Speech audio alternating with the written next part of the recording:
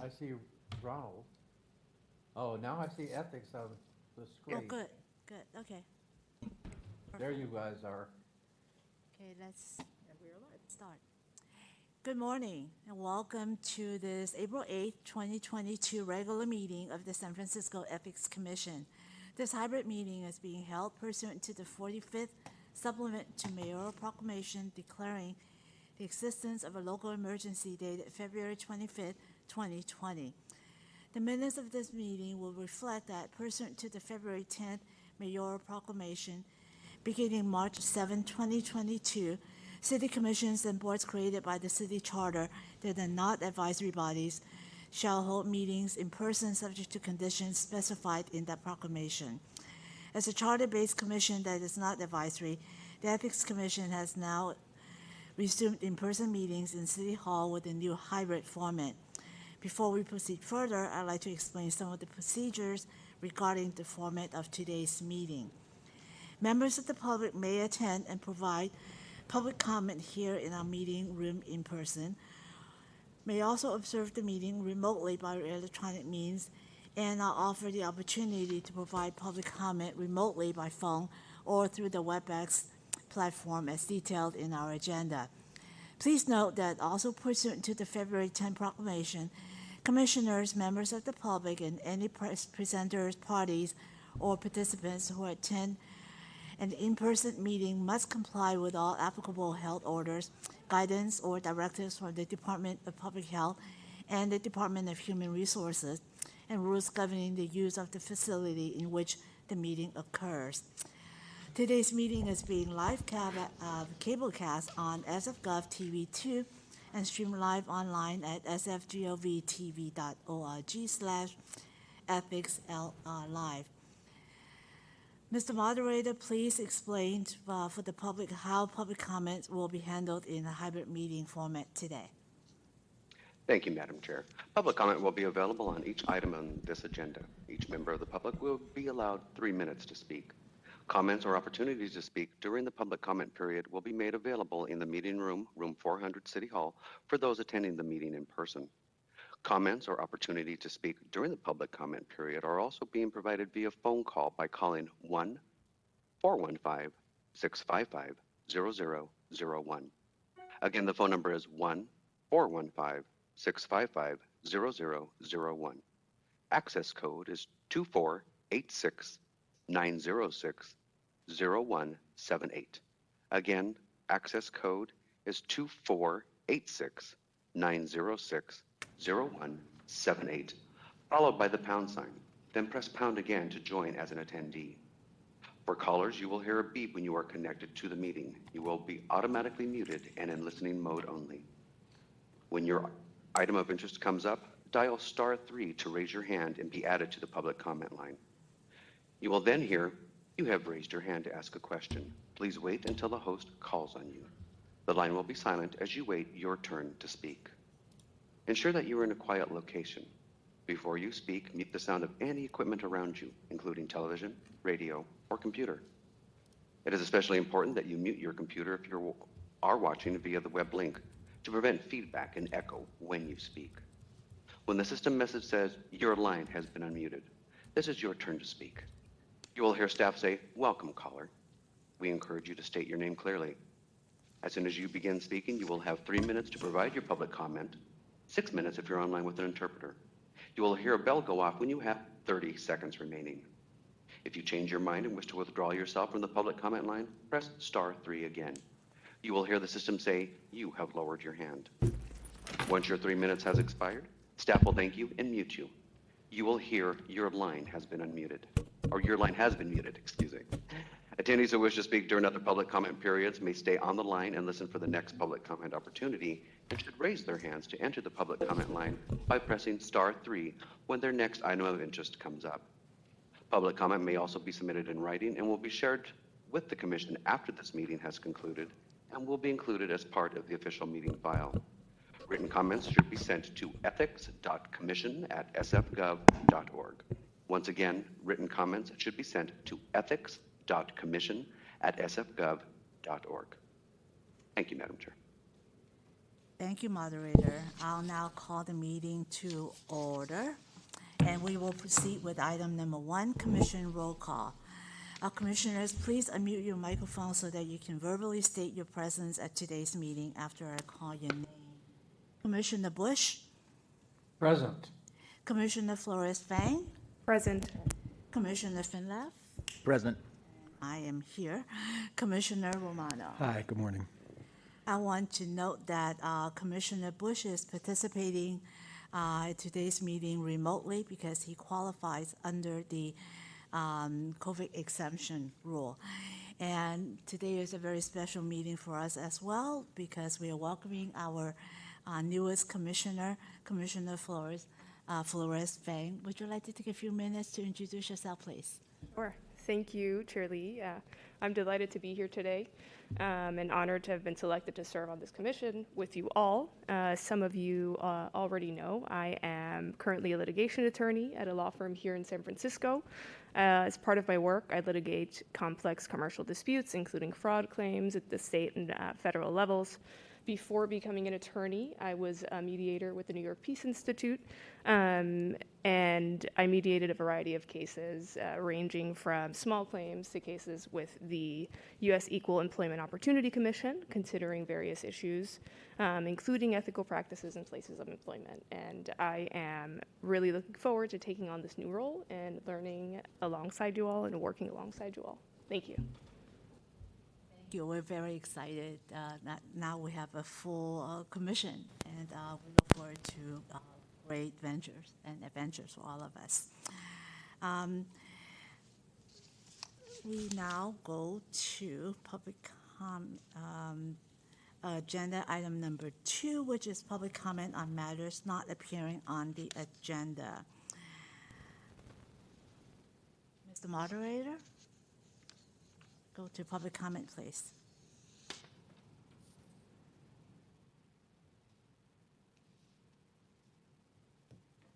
Please stand by.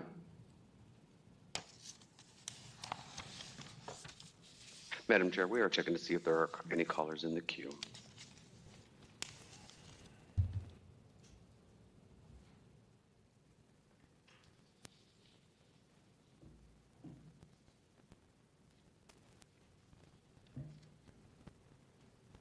Madam Chair, there are no callers in the queue.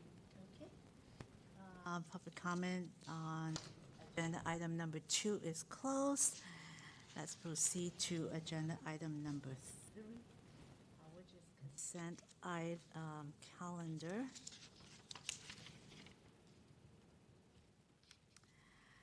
Agenda item numbers 3 and 4 are draft minutes of the Commission's February 25th, 2022 and March 18th, 2022 special meetings. Do we have any comments from the Commission? Commissioner Bush, do you have any comments? Thank you. No comment. Okay. Thank you. Just for the benefit of our newest commission member, in my first meeting, I tried not to vote to adopt the minutes because I wasn't at the prior commission meetings. I was told I could not do that. You have to vote yes or no. I just wanted to warn you about that. Thank you. Thank you, Commissioner Finlay. If there's no comments from my fellow commissioners, let's go to public comments, please, Mr. Moderator. Thank you. Thank you, Madam Chair. We are now taking public comment on consent calendar item 3 and 4, draft minutes of the Commission's February 25th, 2022 and March 18th, 2022 special meetings. We are checking to see if there are any callers in the queue. Please stand by.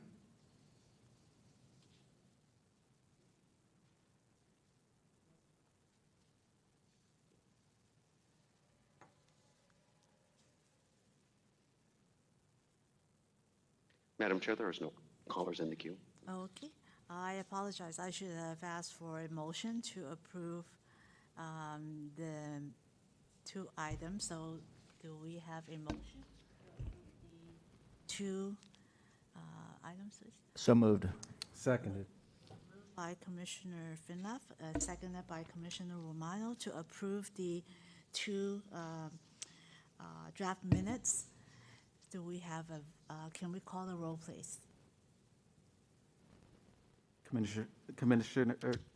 Commissioner Bush, yea or nay? Aye. Commissioner Flores-Fang, yea or nay? Yay. Commissioner Finliv, yea or nay? Yay. Chair Lee, yea or nay? Yay. Commissioner Romano, yea or nay? Yay. Okay. Madam Chair, with 5 votes in affirmative and 0 votes in opposed, motion is approved unanimously. Thank you. Now I call item number 5, which is a proposed closed session item. Today's agenda includes a proposed closed session item under item number 5 for an update with labor negotiator regarding labor negotiations. This item has been scheduled for the Commission's discussion and possible action. Employee relations staff from DHR are here with us remotely, I guess, for this closed session item. The anticipated issue in the negotiation is the status of the meet and confer with the employee organization, San Francisco Municipal Executives Association, regarding the Ethics Commission's proposed June 2022 ballot measure and regulation amendments.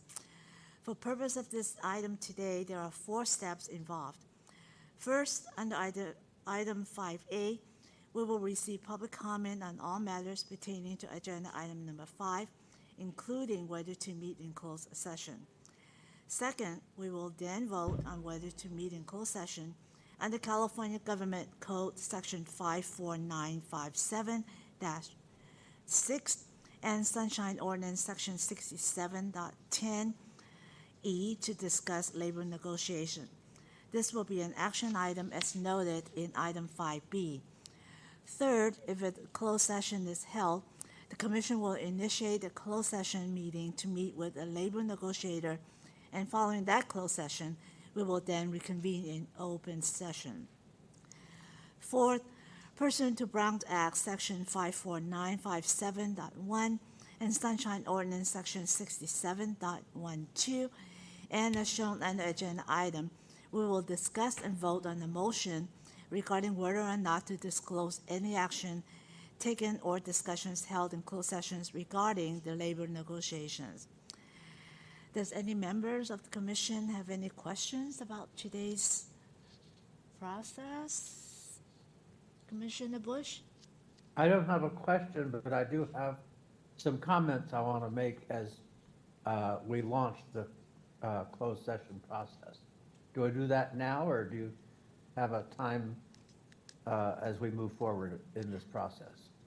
Why don't we ask City Attorney Shen if he wants to add to anything right now regarding a proposed closed session process, and then we would proceed to public comment, and then Commissioner Bush, then you can make your comment. Would that work? Thank Good you, morning, yeah. Commissioners. Deputy Secretary Andrew Shen. I have nothing to add at this time, but certainly if you have any questions, happy to answer them.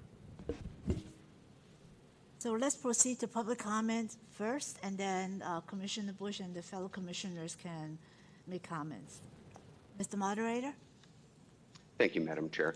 We are now taking public comment on item 5, update with the labor negotiator, labor negotiations. For remote participants, if you joined the meeting earlier to listen to the proceedings, now is the time to get in line to speak. Please stand by as we check for callers in the queue.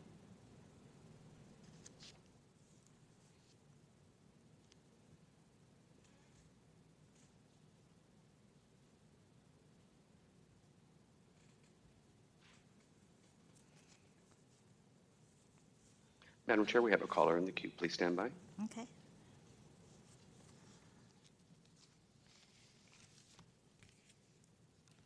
Welcome, caller. Your 3 minutes begins now. Good morning, Commissioners. This is Charles Head. I'm the president of Coalition for San Francisco Neighborhoods, not of some, but for all neighborhoods. My comment today is ripped from today's headlines. You may have seen the article in the Chronicle about the commissioner that was that resigned earlier yesterday.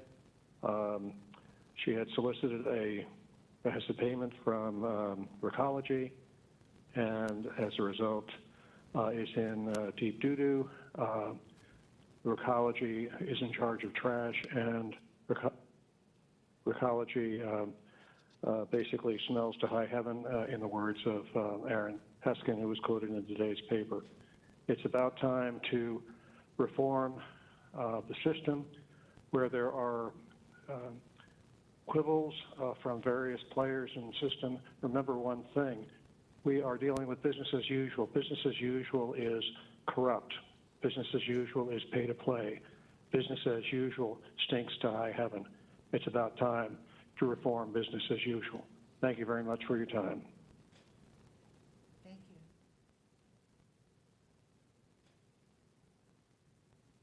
Thank you, caller. Please stand by while we check for further callers in the queue.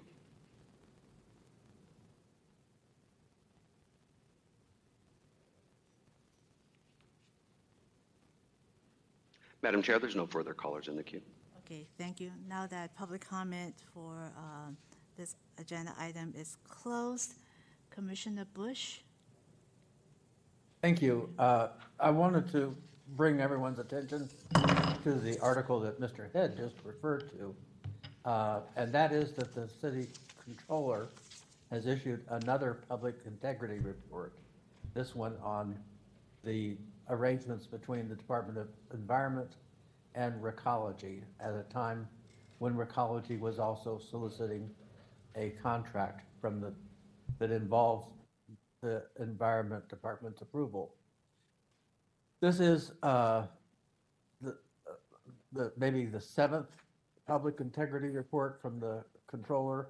Since this process began, which will be part of our discussion today in closed session, we have seen a number of city officials arrested or resigned in disgraced condition, including senior officials who are department heads. And that's not something that is typical. When we have ethics conflicts, it's usually lower level employees. But in these cases, it is actually the department heads at the Public Utilities Commission, at the Department of Public Works, and a variety of other departments. I think that while the controller has done a very good job of looking at arrangements between departments and those seeking approvals from those departments for their contracts, we have not yet seen a report, and I would urge that we take into consideration the fact that mayors themselves seek contributions for special projects. For example, the lighting of City Hall for what was the anniversary, where millions of dollars were raised from from organizations that were seeking city contracts. The same thing goes for a mayoral solicitation for funds for a Super Bowl bid, as well as for an Olympics bid. So in all, many millions of dollars flowed through a mayor for projects that the mayor supported, and it came from groups that were seeking city approval for their contracts. We have not seen a report on that. I would urge that the controller take a look at that, and I would urge that we all take a look at how our policies and laws fit the reality. Because at heart, what this is about is a public perception that pay to play is the rule at City Hall. And it doesn't matter which agencies are involved. If it's happening, it's wrong, and it undermines the effectiveness of our agency. Thank you. Commissioner Bush, would you like to suggest that that this commission forward a letter outlining what you just said to the controller's office? Yes, I would like to suggest that. Okay, Thank you. okay. Do we need a motion to do that? Can we just direct the staff director can we direct the staff director to submit the letter to the controllers, please? Thank you. Okay, do we have any other comments from my fellow commissioners? Commissioner Finlaf. Thank you, Madam Chair. Just as a general matter, I would urge that in the future, if we have closed sessions, we try to put them at the end of the agenda so that to the extent the public is trying to weigh in, they're not forced to wait while we're in closed session. I understand there may be scheduling reasons that we're doing it this way today, and I appreciate that, and that makes sense. But just as a default, as a preference, I think going forward, we really, to honor the public, should not make them wait while we're in closed session. Thank you.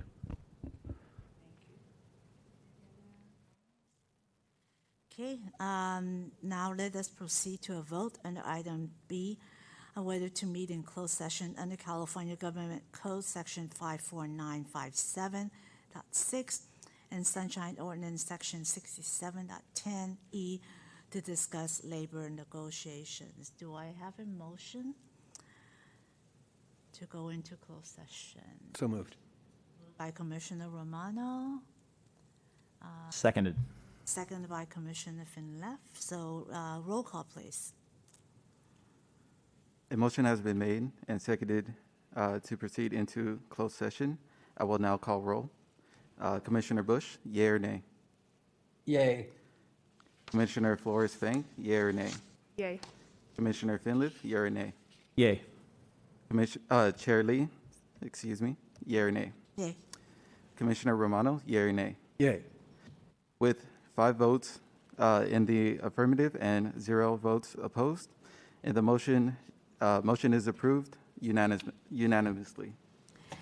Thank you, and we will now move into closed session for update with the labor negotiator, labor negotiations discussion and possible action, employee organization, San Francisco Municipal Executives Association, anticipated issues under negotiation, status of meet and confer concerning the Ethics Commission's proposed June 2022 ballot measure and regulation amendments.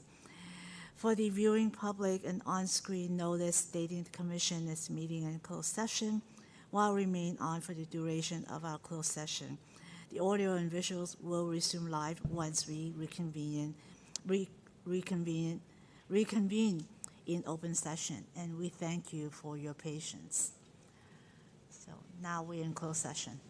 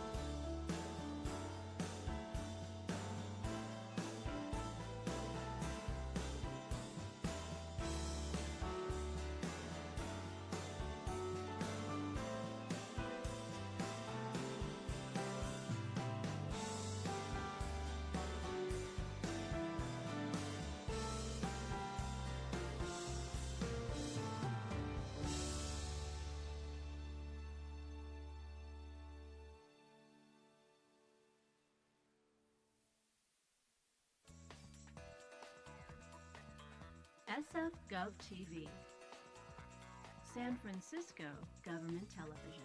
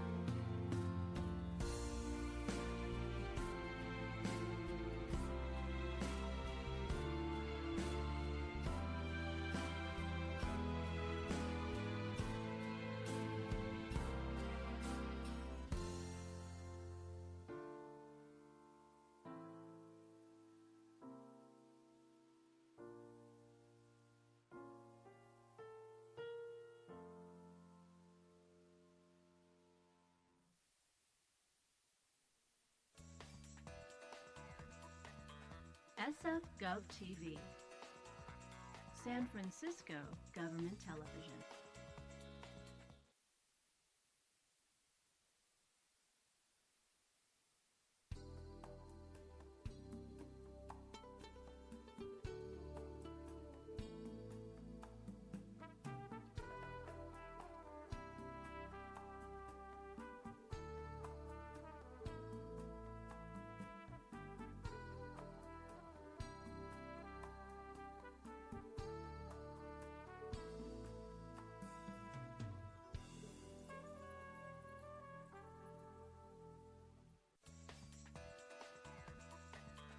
SF Gov TV, San Francisco Government Television.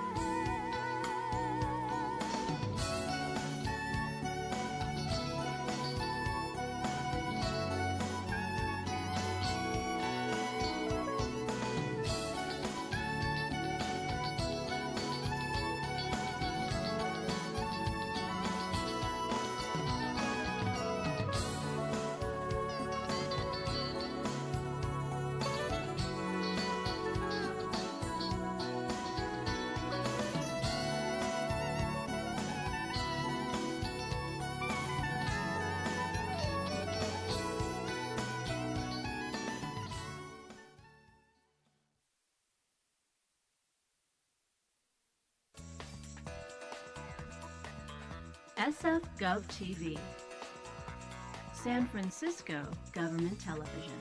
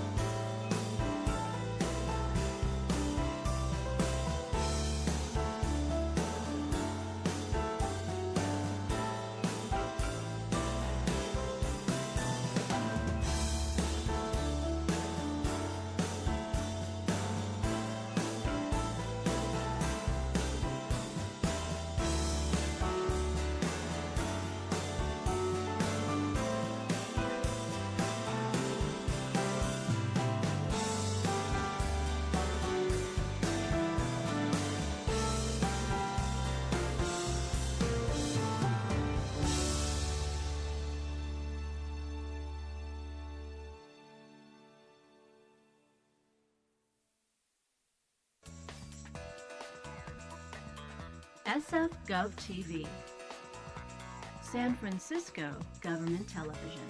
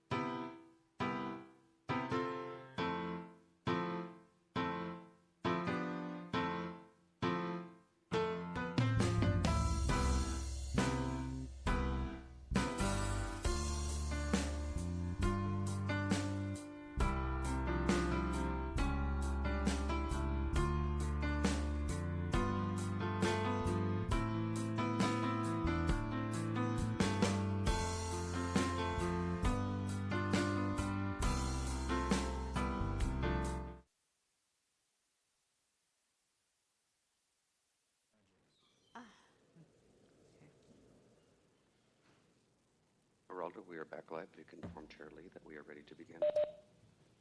Okay, we are now back in public session, and thank you to the members of the public for your patience and engagement as we now resume our open session meeting.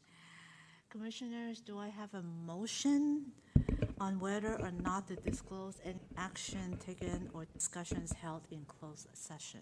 Before we do that, I'm not sure we have Commissioner Bush with us yet. Someone get me. I'm here. Oh, okay. I can Thank see you. you, but I can hear you. Okay. I move to not disclose the content of our discussions about the labor negotiations.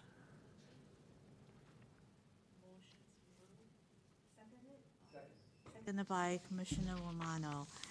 Let's call the roll, please. On the motion to not disclose the closed session deliberations, I will now call roll. Commissioner Bush, yea or nay? Nay. Commissioner Flores-Fang, yea or nay? Yay to not disclose.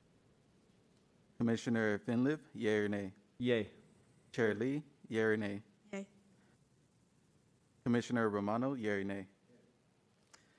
With 5 votes in, 4 votes in the affirmative, 1 vote opposed, the motion is carried by 4 votes to 1, with Commissioner Flores-Fang. Flores-Fang. Commissioner Bush in the dissent.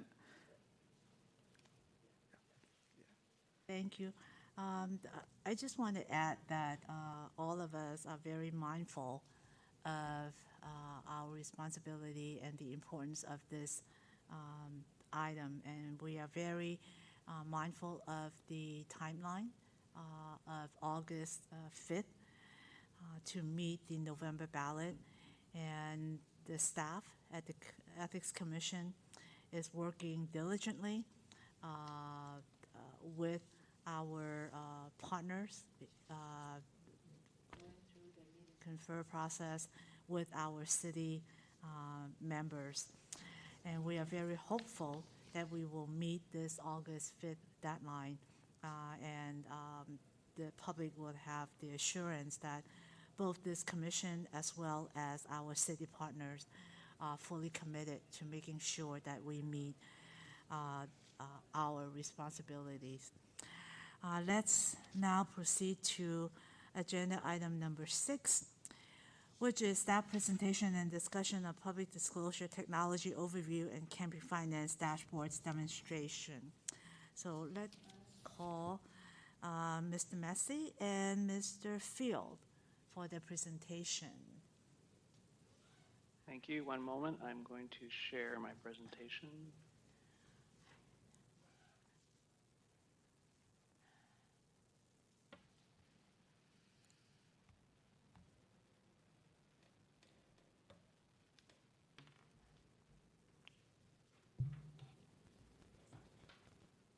Can you confirm that you're able to see it in the meeting room? Thank you, Mr. Massey. We can see it. Great, thank you. Well, good afternoon, Commissioners. My name is Stephen Massey. I'm the Director of Technology Services, and former Commissioner Chu requested that staff make a presentation on the campaign finance dashboards this month.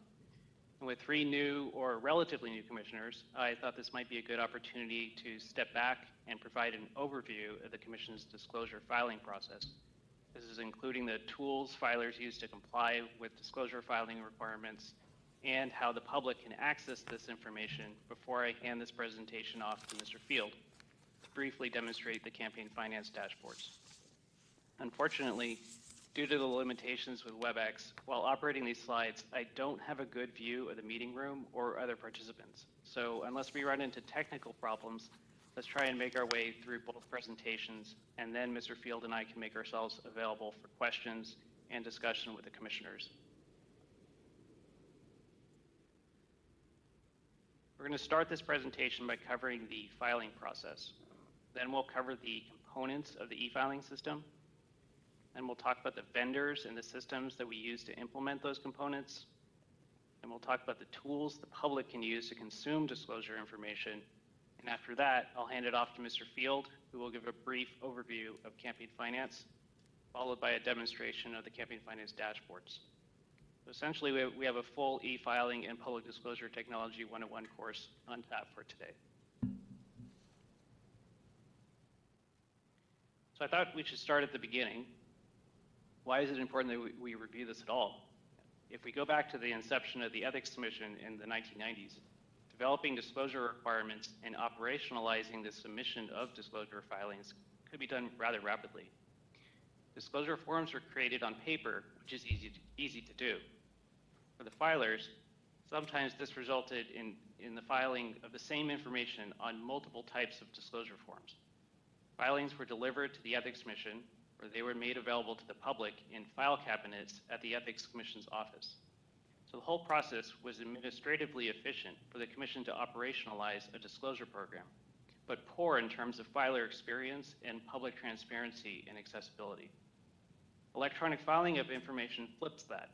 It adds administrative complexity to develop, but vastly improves the experience for regulated entities and the accessibility and transparency of the information online for the public.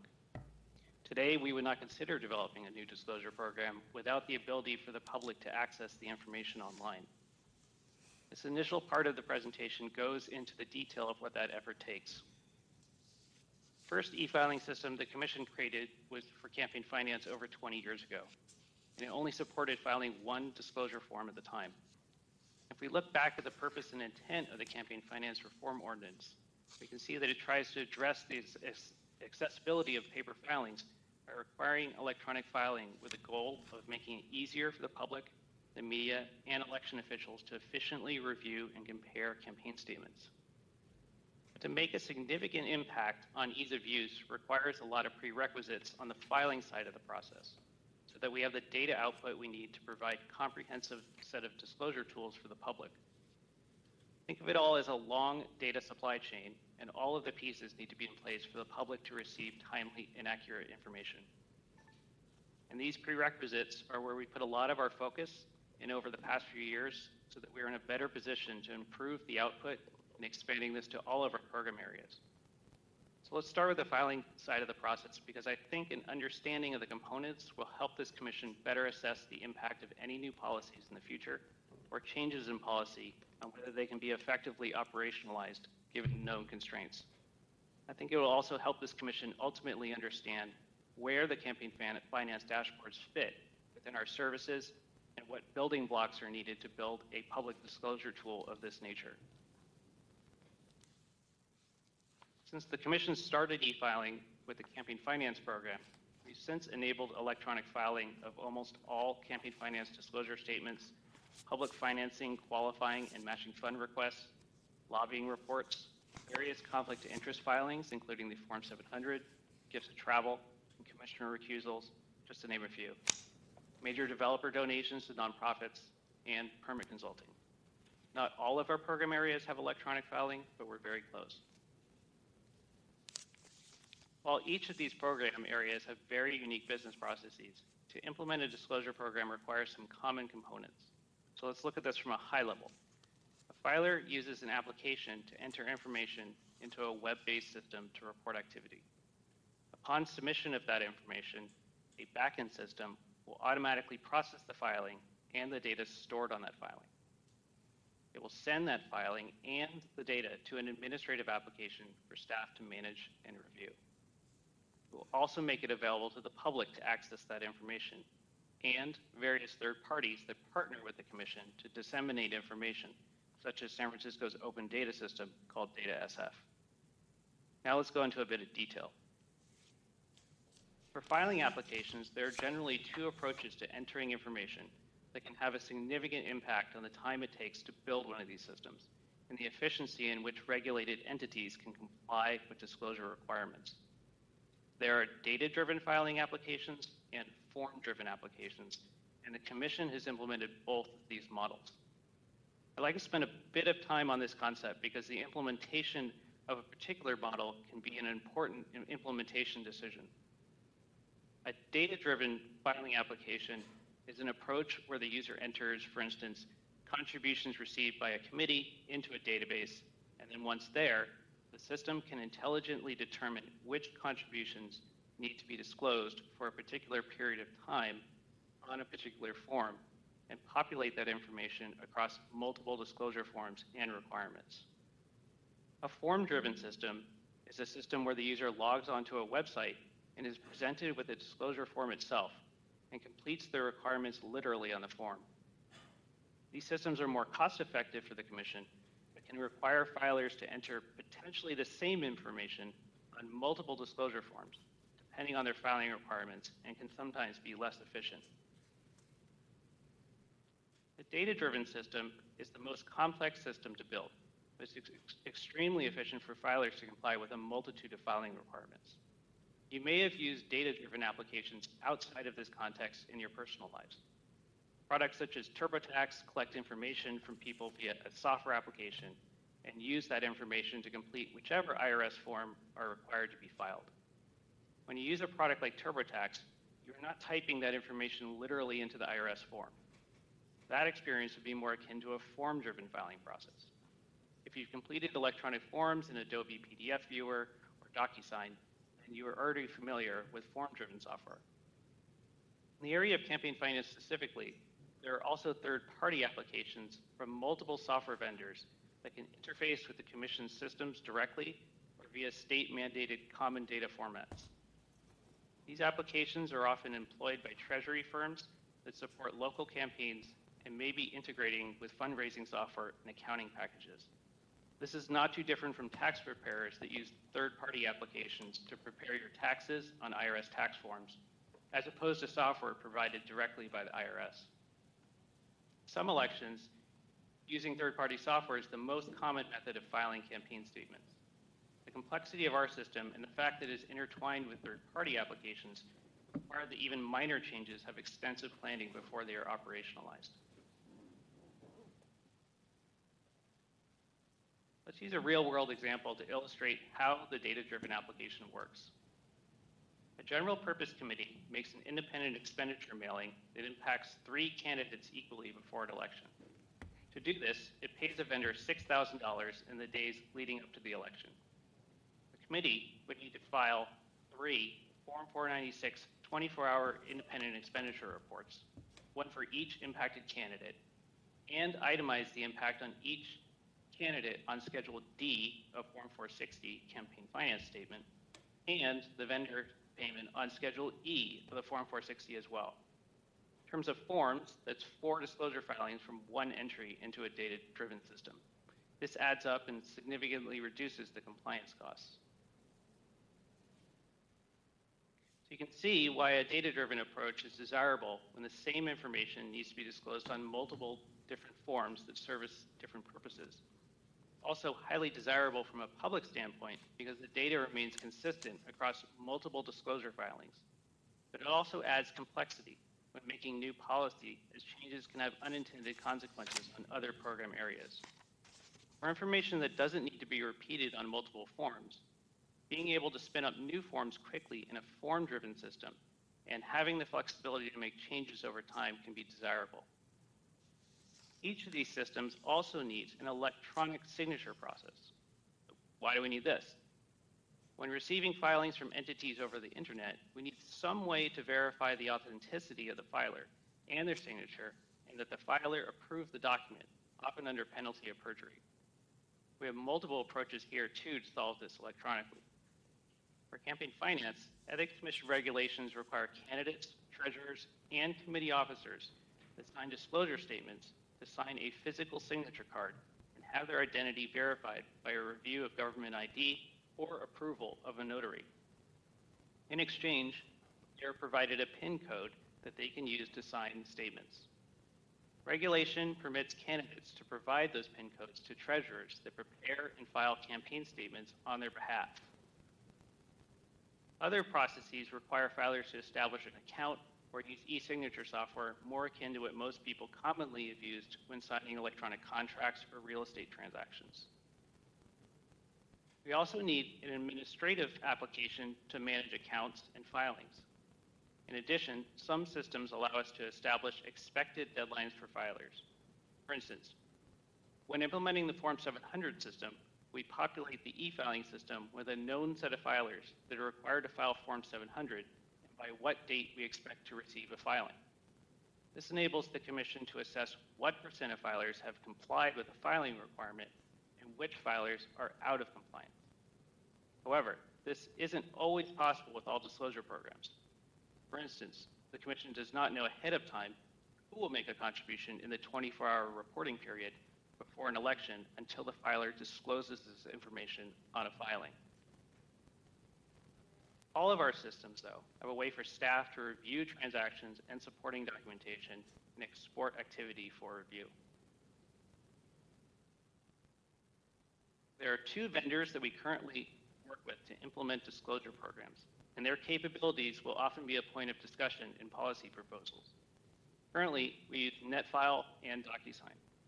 The reason we might use a particular vendor tends to come down to cost, complexity of the implementation, efficiency in which the filer can comply, complexity of data output, and the ability to comply with city contracting requirements and the city's strict cybersecurity requirements.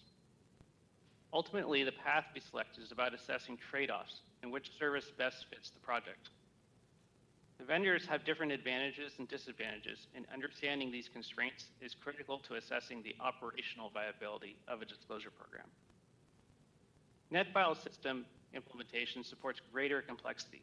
The forms can be both data or form-driven. So we previously discussed the data-driven example, but an example of one of our form-driven applications is the electronic Form 700 that you use to file your assuming or annual statements.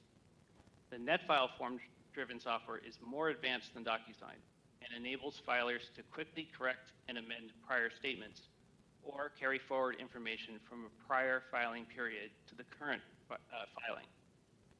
DocuSign is currently only set up to operate form-driven entry and currently lacks the amendment functionality and transferring of information from prior reporting periods. When a disclosure has a known due date, NetFile lets the Commission set up expectations to file. So again, the staff can assess which filers are in compliance with a particular filing deadline with automated reports. Our DocuSign implementation currently doesn't have this component. The impact of this is we receive filings, but staff have to conduct post-filing analysis to determine which filers are out of compliance. NetFile is the system that is shared at this point by most of the local cities and counties throughout California for campaign finance and Form 700 compliance requirements in state law. It is approved by both the Secretary of State and FPPC for those purposes and has undergone a certification process. Due to its shared nature, while the Commission has worked with NetFile to implement various customizations for local requirements to the product, such as lobbying reports, public financing program, or disclosures of campaign communications, changes to the system require consideration of the impact on other localities. Also, because the system is shared, the Commission benefits from economies of scale because many jurisdictions are funding a system that would otherwise be cost prohibitive to develop in San Francisco alone. The Commission directly contracts with NetFile to provide services. Because of the extensive time it takes to get a contract approved in San Francisco, and the nature of professional services work, and the shared aspect of the system result in longer development times for projects. New contracts can take up to a year to get approved, and then projects have to be scheduled with the vendor. DocuSign, on the other hand, is a system we tend to use to implement local filing requirements. The contract is a citywide contract that all San Francisco departments can take advantage of. The DocuSign system is a shared cloud system that we integrate with other citywide contracted systems provided by Microsoft and Tyler Technologies to process and display filings and data to the public. Relying on citywide contracts allows us to eliminate the time required to revise a professional services contract. However, relying on a citywide contract introduces different risks in that if the city takes a different direction with a vendor system we rely on, it will require changes to our business process, and perhaps not at the moment we're looking to do that. That being said, unlike NetFile, we build the forms on DocuSign and the automated business processes that they rely on. and we do this internally at the Ethics Commission, which gives us more flexibility and we can more rapidly spin up new electronic business processes. So as you can see, neither system is perfect, and in a perfect world, all forms would be data-driven. But there are a lot of considerations at play, again, related to cost, flexibility, and other nuances of the particular disclosure program that require thinking creatively on how to fit it within our disclosure services. We also don't want to have all of our eggs in one basket with one vendor. To give you a sense of volume, we have about 52 electronic disclosure filing processes at this point. The NetFile e-filing process has been built out over time since late 2007. All of the DocuSign e-filing processes, though, were built in the past 4 years. So you can see where the flexibility and more rapid deployment comes into play with form-driven systems. In 2020, the last major election year, we saw over 9,000 disclosure filings across our various program areas. In 2022, we're adding over 4,000 Form 700 filings from designated filers via NetFile to the mix. You can see here that we've targeted putting the forms with the greatest volume into NetFile, where you can reap the benefit of a data-driven system or more advanced form-driven systems, even though it has less total processes than DocuSign. With that kind of volume, it brings us back to where we started. Once we've established the prerequisites in a program area, how do we make it easier to review disclosure information? Again, before electronic filing, reviewing disclosure information meant sifting through paper filings and file cabinets at the Ethics Commission's office. So to make it easier, first we have to address accessibility. And putting this information online largely resolves that problem. But we also have to provide the disclosure information using a variety of different tools and approaches that serve a wide variety of skill levels.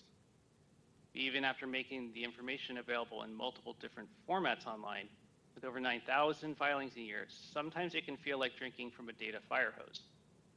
So I think it's also critical that we also help synthesize and summarize the volumes of information into more immediately actionable and empowering information. And this is what we've taken on in the area of campaign finance that Mr. Field will present in a few minutes. But another critical aspect of providing these resources is letting people know that they are available. And the resources are much more broadly advertised today due to disclaimer rules that are baked into the Campaign Finance Reform Ordinance. For campaign finance, campaigns are required to display language on campaign advertisements that financial disclosures are available at sfethics.org, as seen on this example of a mailer from the recall election.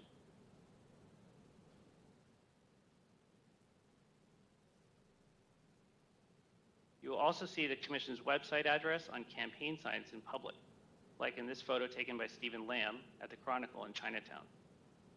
You'll also see it on campaign television advertisements, websites, and hear it on the radio. Another driver of traffic to these resources are citations and references to source material in media articles. And this increase in traffic isn't by accident. Staff outreach efforts include what we've been internally coining as roadshows to train reporters and the public on how to understand campaign finance and use our disclosure tools. Media articles will always have a greater amplifying effect than the Ethics Commission's website. Even though we had to put a pause on those in-person roadshows when COVID emerged, we are still seeing the benefits of those efforts today. That being said, we know in campaign finance, and especially our other program areas, there's a lot more that can be done in the area of outreach to get this information out to the public, and making improvements in that area is a goal that staff shares. When the public gets to sfethics.org, there is a View Disclosures button on the homepage. Clicking that link gets you access to a number of tools to view disclosure information that differ depending on the program area. I want to preface what we discussed today by saying that just because we spun up a new disclosure tool doesn't mean we're done making improvements. We know all of our tools and systems are always a moving target, and we welcome feedback from our users. In all program areas, there is a way to review a copy of the disclosure statement as filed. In the screenshot here, you can see a page of the financial statement from the mayor's 2018 campaign. Some forms require redaction when the disclosure statement is posted on the internet, such as state law prohibits the release of street address information on FPPC campaign finance forms posted online. However, all forms that we receive are within seconds of receipt posted to the Ethics Commission's website for public review. Unredacted forms are currently available upon request. Pre-COVID, those unredacted records could be accessed via terminals at the Ethics Commission's office and main branch of the public library. We're starting with restoring access to the main branch of the public library. This will allow the public to view unredacted records without making a request, and in addition, access a wealth of historical records on campaign committees controlled by elected officials that go back to the 1970s. The second tool that is available for campaign finance, lobbying, and Form 700 disclosures is a web search that enables the user to search across all electronically filed statements for information that's within the form. On the example on this slide, this is the page to search contacts of public officials by lobbyists. Here, the web page is showing a search of the contacts with the mayor. While the search options are more limited on these web searches, they're usually the most user-friendly tool for people to use to search content across all statements. The next option is to access disclosure data via the city's open data system called Data SF, and is the most advanced research tool at the public's disposal. This provides bulk access to the data disclosed on almost all program areas in a common data format. The Commission is one of the biggest, if not the largest, contributor of data sets to the open data system. Staff have put a lot of effort into consolidating data from various program areas into one common data tool, because we believe it is so central to our mission of transparency. The tool allows you to download data in a spreadsheet format, filter, build charts and graphs, and work with the data in a more flexible way than is provided with the previous web search. Data is provided in a catalog along with data sets from other departments. For instance, data from the Commission can be presented on maps provided by the city's GIS team. It also has an application programming interface that can be used to connect research applications or third-party services to the data sets. For the past couple of years, we've been working closely with NetFile to build a new data service from their campaign finance system to better feed data to the city's open data system. Last week, we replaced all of the campaign finance data sets on the open data system with new, more complete data sets that we're really excited about. This includes a full list of all of the committees and filings in the Commission's records for over 20 years, in addition to more user-friendly contribution and expenditure data sets. Over time, we've also partnered with third parties that consume the Commission's data and make their own applications to present disclosure information in new and useful ways. More recent examples are Tyler Technologies, the city's open data system vendor, approached the Commission about building a tool to explore the campaign finance data with interactive maps, charts, and graphs that let users compare activity between committees of their choosing. They built the tool that is shown in the top screenshot for the 2020 election. NetFile also built a tool that is freely available to the public at netfile.com that lets you search contributions and expenditures from campaign finance disclosure in the Commission's data, in addition to all other cities and counties that use the NetFile system, as well as the state of California's data. So it's the easiest tool really for researching campaign finance activities statewide. Last, for the campaign finance and public financing program, we've developed dashboards that connect information disclosed across a multitude of campaign finance disclosure forms into one visual tool that gives the public and media a way to summarize and quickly pinpoint important campaign finance activity in the run-up to an election that would otherwise be very time-consuming and difficult to assess by reviewing individual financial statements or working with large open data sets. This has become the primary tool that the public and media use to consume campaign finance information. This project has been evolving based on user feedback since 2011. And in 2017, the Campaign Finance Dashboards project was awarded the Mayor's Data and Innovation Award for taking campaign finance data, which the mayor described as traditionally difficult to access, non-user-friendly, and hinder the ability of voters to review and understand data, and turn the data into stylish and creative visualizations that provided a template for other departments to follow. To get into more detail about the dashboards, I'm going to hand this over to Tyler Field. Mr. Field is the Commission's Information Systems Engineer, and he's going to go over the tool in detail. At this point, if the presentation could be transferred to Mr. Field.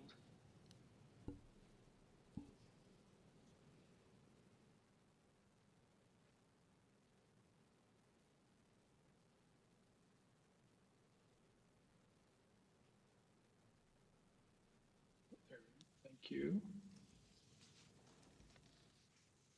Screen one.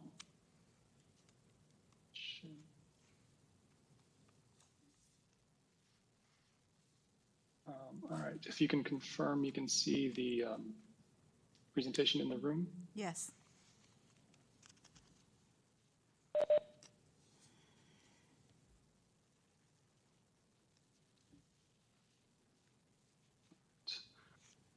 Yes, we can confirm. Oh, thank you. All right, thank you, Stephen. Like Mr. Massey just mentioned, the campaign finance dashboards have become one of the primary ways that the public accesses campaign finance information during elections. But what are they? The dashboards are a graphical, interactive, web-based presentation of campaign finance data. This technology team prepares an individual dashboard for each election season, presenting the financials for relevant committees in a simplified and straightforward fashion. Now, I don't have a good way to put these numbers into context. We don't really keep long-term tracking data about website visitors, but just so you get the idea, these are getting out there and being seen. I downloaded these stats the other day. These are the dashboard page views over the past couple election cycles. Like Mr. Massey mentioned, in the past, Commission staff have done outreach sessions going over campaign finance and our data services. For the 2018 elections, we went in person and talked to various Bay Area press outlets and held an interested persons meeting for members of the public. We've also had at least one non-English press outlet come into the office for the same type of presentation. Anecdotally, after these sessions, our staff have received higher quality questions from reporters. We put these sessions on hold due to COVID, but we're planning to start up soon. But even without the in-person outreach, I think these numbers demonstrate that we are seeing a fair amount of traffic towards this tool. I mentioned they've been a primary way to access, and to demonstrate that, I've collected a couple of screenshots from recent articles in local media on campaign finance. All of these charts and tables are using data derived from, or in one case here, a screenshot of the campaign finance dashboards. I think it's important to point out that these reporters aren't starting with the campaign filings, in other words, the PDF versions or the paper copies. They're using the e-filing data and specifically the dashboards version of that data. I think this is because this technology team has put a lot of effort into making the campaign data relevant and understandable. I'm also highlighting these graphics because each of these reporters has taken a look at the same data set, but approached their story from a different perspective, making different charts and focusing on different aspects of the same source data. Now, in a minute, I'm going to switch gears and go over the dashboards themselves. But first, as we have several new commissioners, I want to give everyone a baseline understanding of the problem that we're trying to solve with the dashboards and why we've arrived at this solution. So I'm going to go over some building blocks of campaign finance, and I'll start by talking about campaign committees. First off, what is a campaign committee? This definition I sort of cribbed from an FPPC form. Basically, a committee is a legal entity used for political activity. A committee has to register with the California Secretary of State, sort of like how a business incorporates.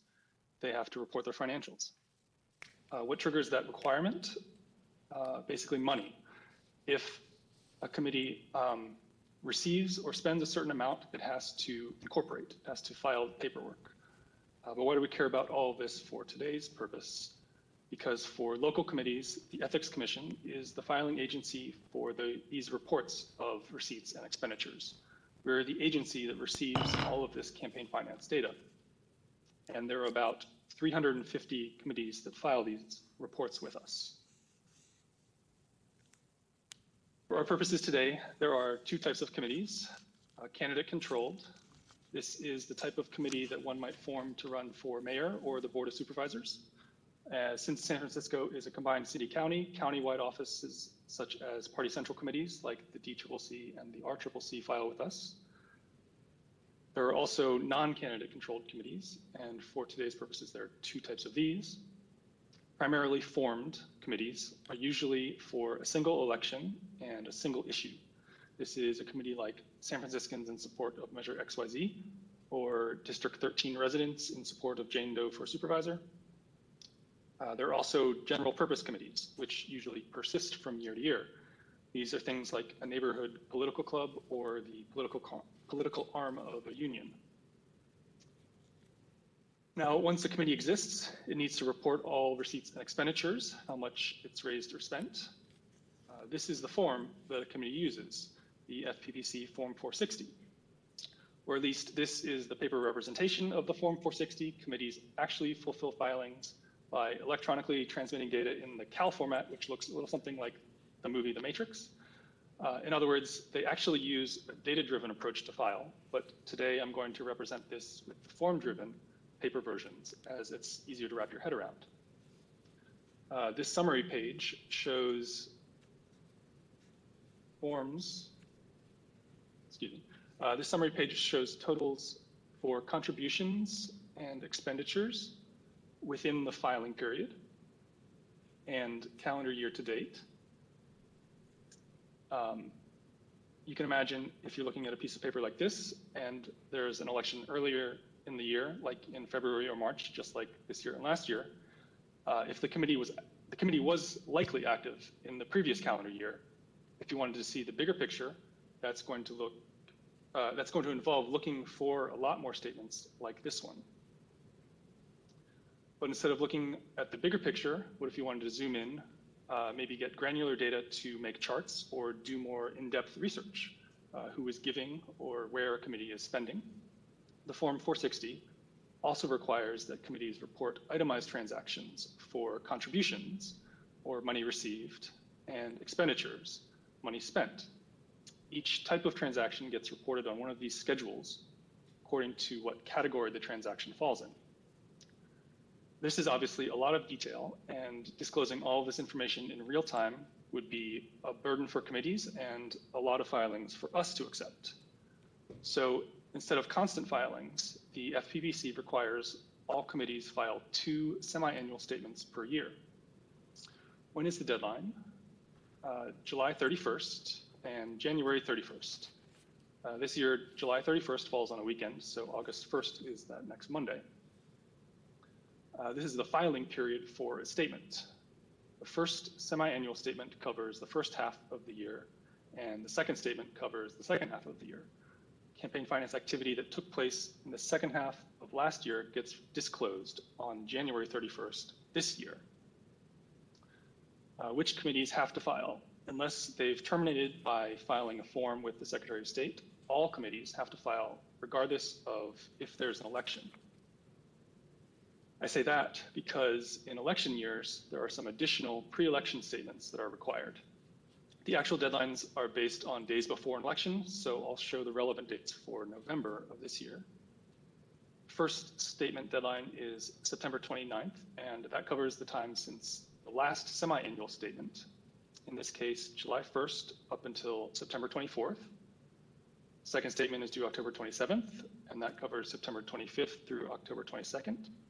These two are state mandated filing deadlines. And here in San Francisco, we have an additional third filing deadline.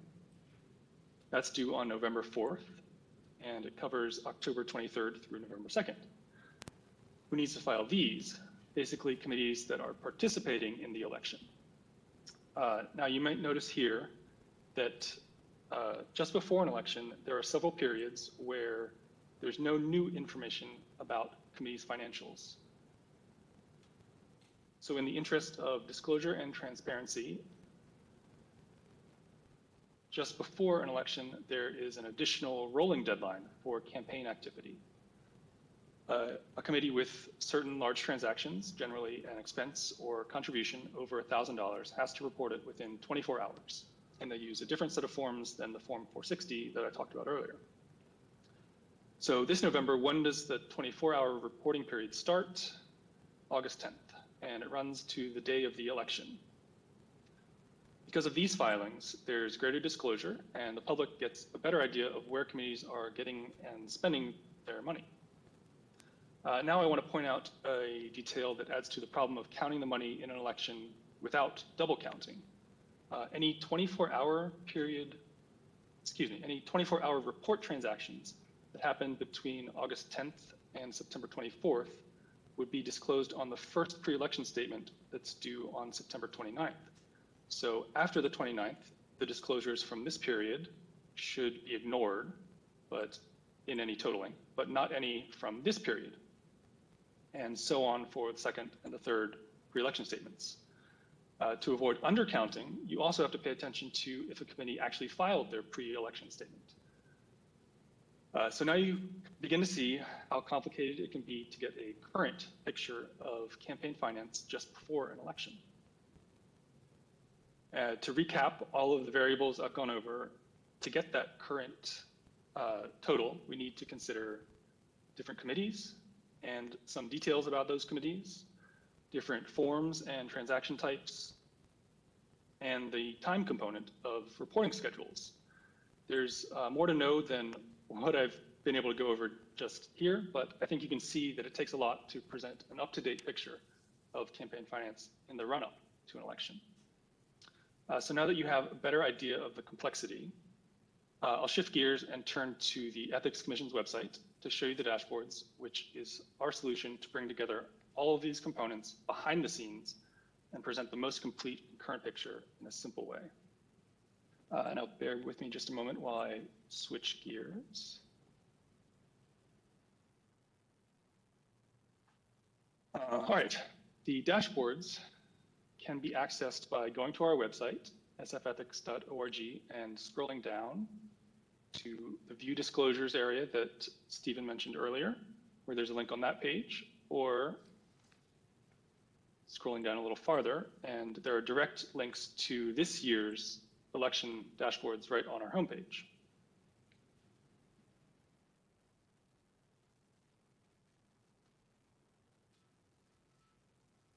Now this is the landing page, or the Funds tab. It answers right away the questions that most people come here for. How much money has a committee raised to date, and who is making contributions? The top portion of the page is arranged in a hierarchy by contest, candidate or measure, position, and finally, committee. I said earlier that there were 350 committees actively filing with the Ethics Commission. Not all of them are relevant to this election, so this tool is already helpful by narrowing down the universe of committees to just these ones that are participating in the election. Here in the city attorney contest, you can see a primarily formed candidate-controlled committee and a primarily formed non-candidate controlled committee. The bar chart on the right shows the total funds raised by a committee. It includes data from the filing types that I talked about earlier, the 24-hour reports, and the different Form 460 schedules that itemize loans, miscellaneous increases to cash, monetary contributions, and non-monetary contributions. This number is the current best known value for each committee. There isn't a line on a form somewhere else that gives this total. In the world of paper filings, you would have to comb through various filing cabinets, collect a bunch of different forms, and then tally them all yourself, keeping track of filing dates, filing periods, start and end dates, making sure not to double count transactions from different periods, and never being quite sure that your list of filings was complete. With this tool, all those issues are handled automatically. That means there's a lot of processing on the back end that is only possible because of the electronic filing prerequisites that Stephen went over earlier. That back end processing means that contributions from those 24-hour reports aren't double counted, but they're included here. Funds from a prior calendar year are included with this calendar year. When there are candidates receiving public financing funds, those can be reported in a different way that is more up to date, and those will show up here also. And I want to point out this tool is updated regularly, so it will show the most current data available. And because it's not static, we can make, and we have made, improvements based on feedback during the pre-election season to show people what they want. Now this top portion is organized by committee, and the bottom chart is showing top contributors. You can learn more about individual contributions from each contributor by clicking on the bar chart.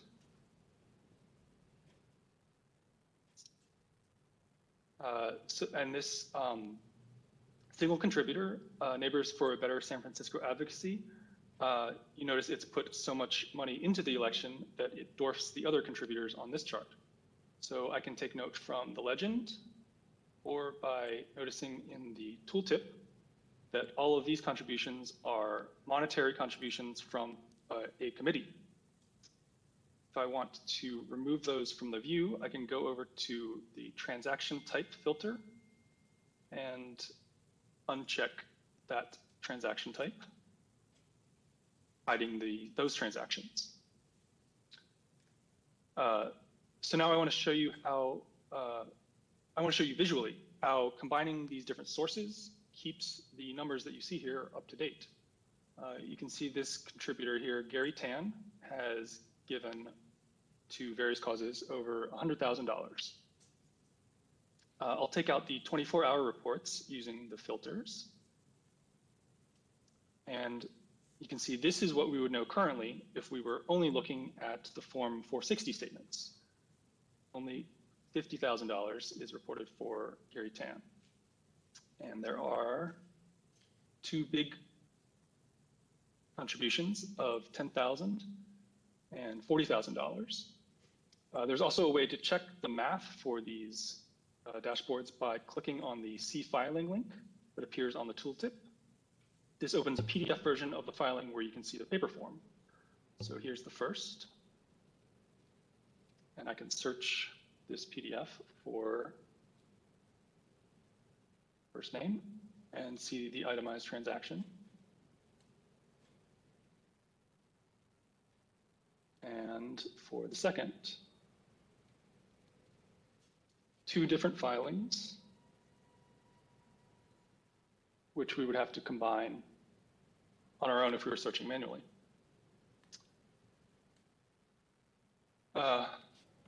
So you noticed I had to open two different statements to look for this specific contributor by name, but then there's actually another $500 contribution to a different committee that I didn't get to.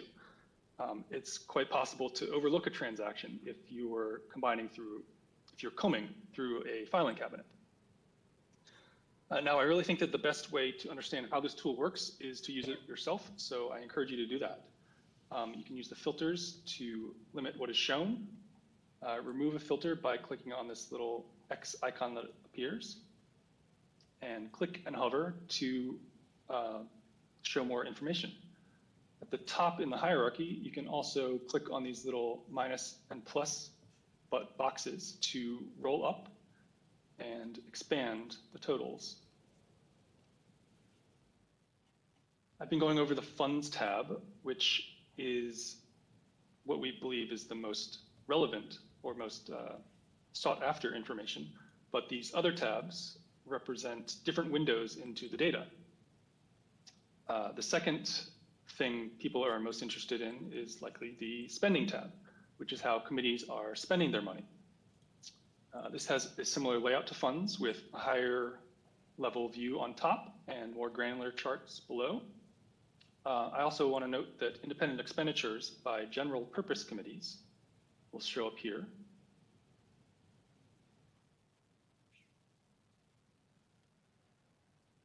The Locations tab shows some geographic information about contributors. The Occupations breaks down contributors by job type, and employers segments by employers. Payments vendor payments and expenses on credit all get a little more granular and honestly a little bit more wonky into how committees are spending money. Running sums shows a timeline of committees raising and spending money. And estimated cash shows a backward-facing view of a committee's cash balance. Now, all of these tabs have filters on the right to let you choose what data appears, and hovering the mouse will generally reveal more information in a tooltip. I want to finally point out that the dashboards for other elections remain available for research or historic purposes. And I want to highlight the most recent election that had public financing funds, November 2020. This chart is updated daily when funds are being dispersed. It shows how much each candidate is receiving in total, and it shows when funds are being distributed on a timeline, and the total amount of funds being distributed for the program. I think this demonstrates the high level of transparency to the public financing program that we maintain. That's all I wanted to show you today. I'd like to re-emphasize that I think that using these dashboards for yourself is the best way to understand them. And so I encourage you to do that. sfethics.org/dashboards will always take you to the most current version. So thank you, commissioners. That concludes this presentation, and we're happy to address any questions you might have about the dashboards or the broader disclosure services that we offer. Thank you very much, gentlemen, for this really detailed and informative walkthrough. Before I make any comments, I just want to ask my fellow commissioners if they have any questions for the presenters. Commissioner Bush, do you have your hands up? Go ahead, please. Sorry, I was on mute. Can you hear me now? Yes. I have questions about some of the data that I don't readily see available, and maybe we don't capture it. For one thing, is there a way of going through all of the behested payments to see behested payments that are made to Recology?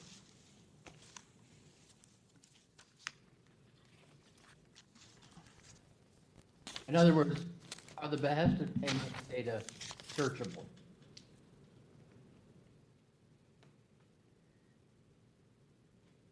So there, Commissioner Bush, there are two behested payment forms that are ultimately filed with the commission. There is a local form and there's a state form. The state form, we are not actually the filing officer. We receive a copy of it, and so we scan those and we post them to the public. The local forms are e-filed, and those ones go to an open data set. As far as where those particular disclosures would appear, I'd probably defer that to our policy staff, but both types of forms are available online. It's just that one, the local form is the one that's available in a data set. And is it searchable? It's searchable for the local forms. Secondly, the lobbyist form says on its final line, the purpose of the lobby. But I don't see that we actually are tracking that in a data form. We do track how much money is going and from whom and so forth to pay for lobbying, but not the last line of what's on the form, which is the purpose of the lobbying. Am I wrong about that? If you're talking about a contact with a public official, the purpose of the contact and I believe the position of the lobbyist in making that contact is a required field. I'm not talking about that. On the form itself, it says the purpose of the lobbying. So sometimes you'll have a lobbyist who's not actually making contact, but is paid to represent a client whenever or however that may take place. If you look at the form, you'll see what I'm talking about. Correct. So in registering as a lobbyist and registering which clients you're representing, you do not disclose on the form the purpose of registering that client. The point when that gets disclosed is the point when you actually make a contact. All right, but I think I read the form a little differently. Secondly, major developers disclose contributions they make to nonprofits who then in turn endorse the proposal for the major developer. Is that data searchable? The major developer forms are e-filed, but not all of the contents of those forms are in a searchable format at this point. It's definitely on our bucket list. Can you give us an estimate of when that might be? One of the challenges we've had with, so I would describe it as the major developer program, the permit consultant program, and the campaign consultant programs are that if we go back to the part of the discussion where we were talking about the different vendors that we have, we've been looking to introduce potentially a third vendor into that slot because those forms are at a certain level of complexity that exceed our current DocuSign implementation, but are not going to fit into the NetFile implementation. And the challenge we've been running into recently is with getting additional vendors through the contracting process and specifically the city's cybersecurity requirements. Many vendors are unwilling to comply with the city's cybersecurity requirements. But it's definitely on our list. But with the date unspecified, is that right? At this time, until we can resolve finding vendors that meet the requirements and can get through the city's contracting process. Independent expenditure committees file as well. Is there a way of parsing those to have only the independent expenditure committees that are designated as supporting or opposing a specific candidate?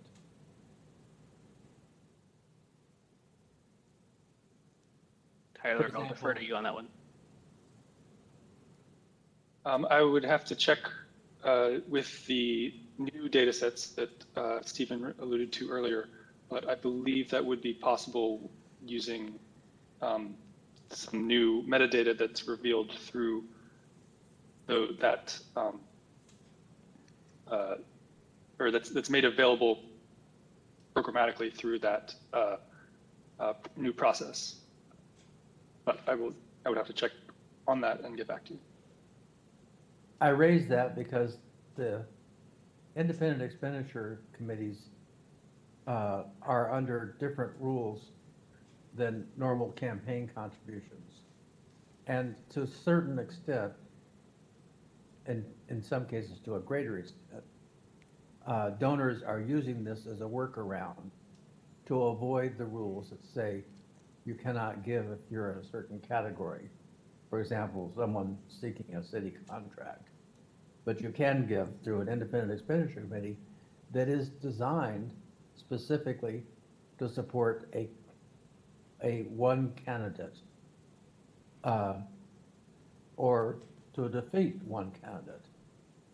And in the last several years, the majority of independent expenditure committee funds have gone to committees that are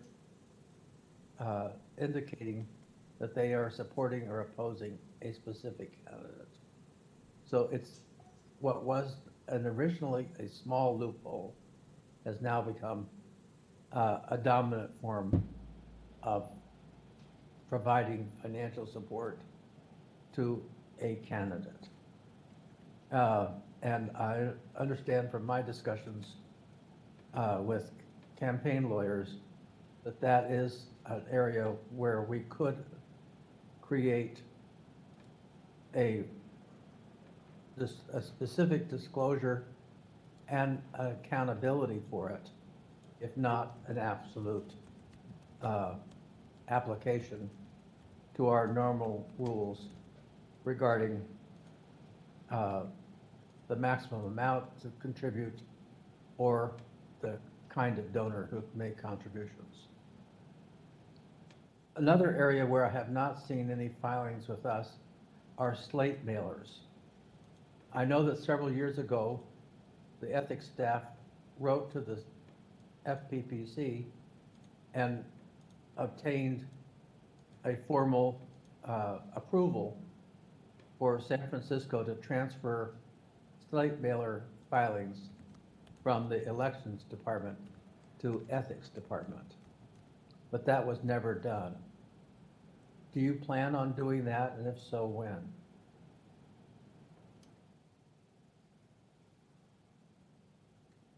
I would defer actually to the executive director. I am not familiar with the status of that.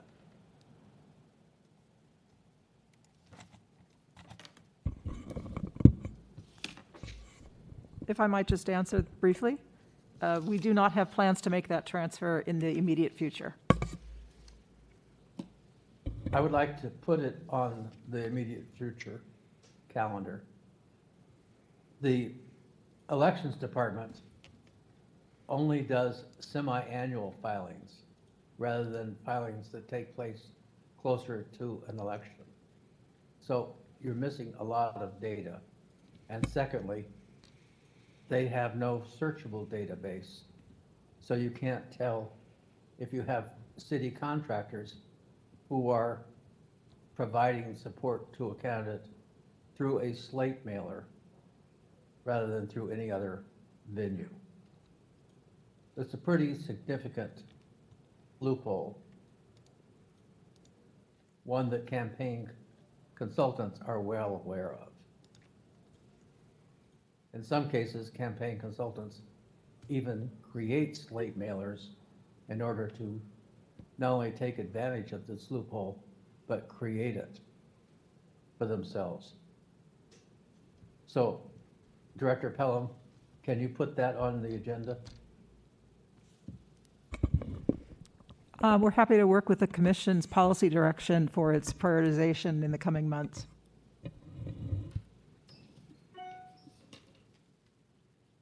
Well, I'd like to suggest that we do something stronger than that, because you're getting ready to go into an election cycle where this is going to matter. It's not when we get around to it type of agenda item. It's now. I think it involves the staff allocation of their responsibility. And even though we've increased our staff capacity, I don't think we're at full capacity yet. I think we're still hiring folks. So maybe we can put this on a future meeting for further discussion because it involves, I agree with the commissioner, there are some urgent matters, but at the same time, we also need to look at the staff responsibility allocation. So if that's agreeable to you, Commissioner Bush, we can put that on the future discussion. Let's put it down for the next commission meeting, and if we don't have a resolution at that time, at least we'll have a discussion. Okay. Is that okay? Okay. If I might respond, Commissioner, through the chair, Commissioner Bush, you may recall that as part of the Commission's regular process that I think we're on tap to come back to in the May or June timeframe, we could certainly look at this in May, is the policy prioritization process so that the Commission as a body can look at the full range of policy or project-related items that it might wish to pursue in the coming few months. And I think that would be the appropriate time we can bring this issue forward and have the commission have a discussion about where it would like to place it on the prioritization calendar for the coming months. So I think that's the process where this conversation would probably be engaged. I can understand the desire to make sure that we operate in a regular order, but I'm also very mindful of the fact that we don't dictate that calendar. We are at the mercy of actual events like elections. And so we don't want to say that we've adopted a policy which doesn't going to implement it until September when there's an election in June. And so I'm making that point, that it's not a question of a vote by us, but it's also a resolution of how we meet the public expectation that we are working for transparency and accountability. Why don't we have Commissioner Finloff? Okay. I don't have anything to add to this particular point, so Commissioner Romano. I was just going to say, I don't think that this level of management of the commission business and internal operations is really a commissioner vote, requires a commissioner vote and hearing. So I would ask that we not put this on the calendar and that we trust the director to administer these types of details and report back to us on all the work that she's doing with the staff. So that's my position. Prior to the... if I may, I'm sorry, and I do want to say, like, the presentation was incredibly detailed, and I want to just give credit to the team that's been putting this together. There's an extraordinary amount of work that's gone into it, so I should have started that way.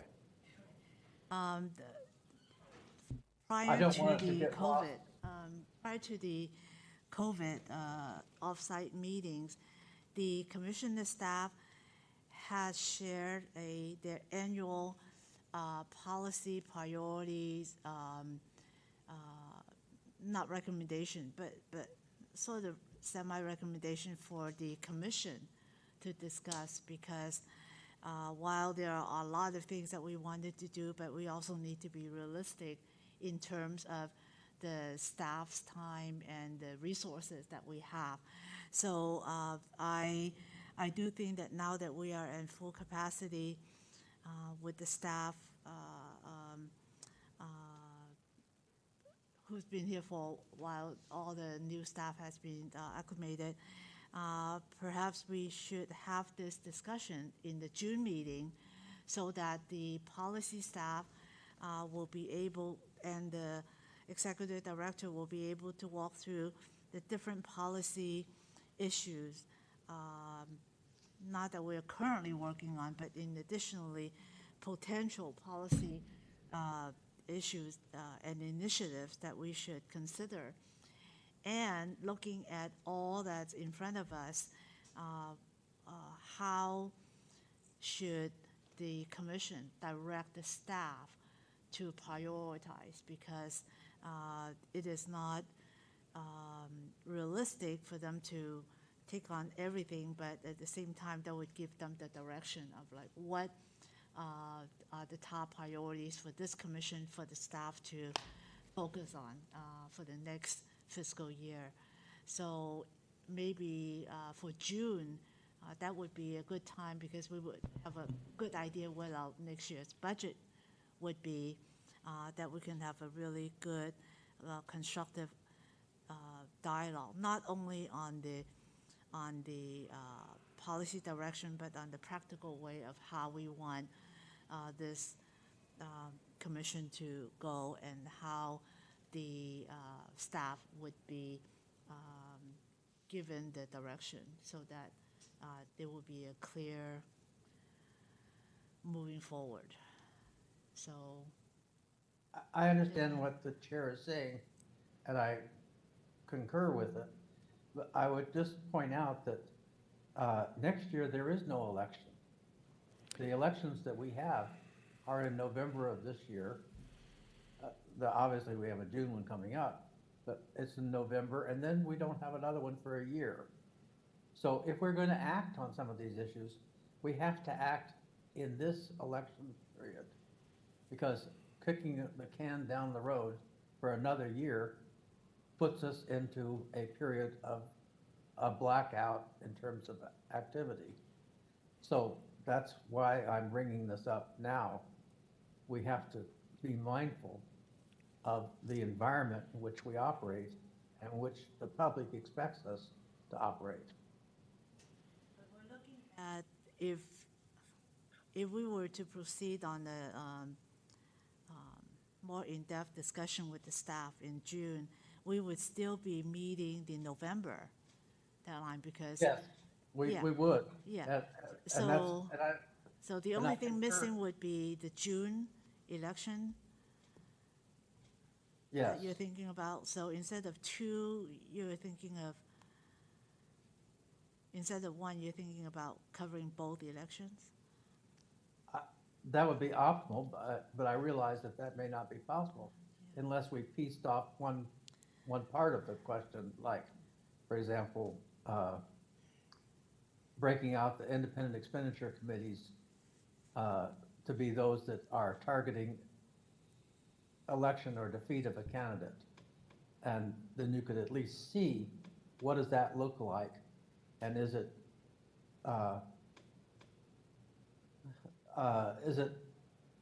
gaming the system to avoid our laws about contribution donor limits for those who have business before the city or who want to get more than $500? Because we have independent expenditure contributions that go to $10,000 and $20,000. Clearly, those people, if they have an issue before the city that's going to be decided by that official, it matters to know that. But right now, we don't track that.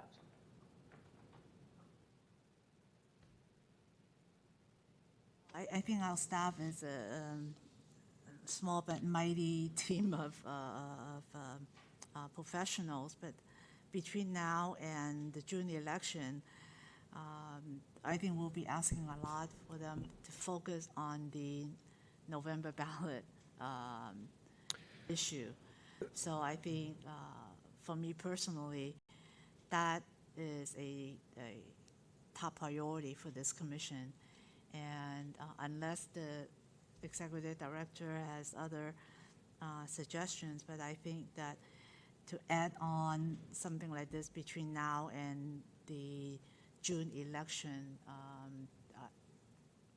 I just don't know. I mean, Chair, I would second that. I think that our whole priority, as much as possible, should be directed towards this ballot measure that you've been working on for so many years, and that I wouldn't even take I would reserve our meetings from now until we prove it exclusively for that issue. And if the director needs to update us, that's fine. Obviously, we expect that you'll continue to be working on these issues, working with staff, working with the data team to doing and prioritizing that. And you can speak with any of the commissioners that you want about this issue. I just don't think that it should take up commission meeting time when we really need to prioritize the ballot measure. That'd be my position. I understand your position, Commissioner, but in terms of historical background, I'd like to acquaint you with the fact that I wrote the law requiring electronic filing of campaign finance, which I did in 1993. And I have been tracking it ever since.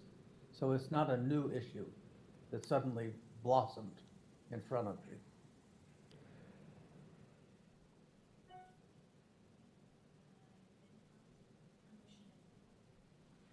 I did, just while we're on this, I wanted to again thank Mr. Or not again, I wanted to for the first time thank Mr. Field and Mr. Massey I'm a huge fan of the dashboards. I've spent a fair amount of time looking at the campaign finance. I think it looks great. And I've been doing that for years, and I've been enjoying seeing the new enhanced features coming out, the visualizations, the ways to organize the data.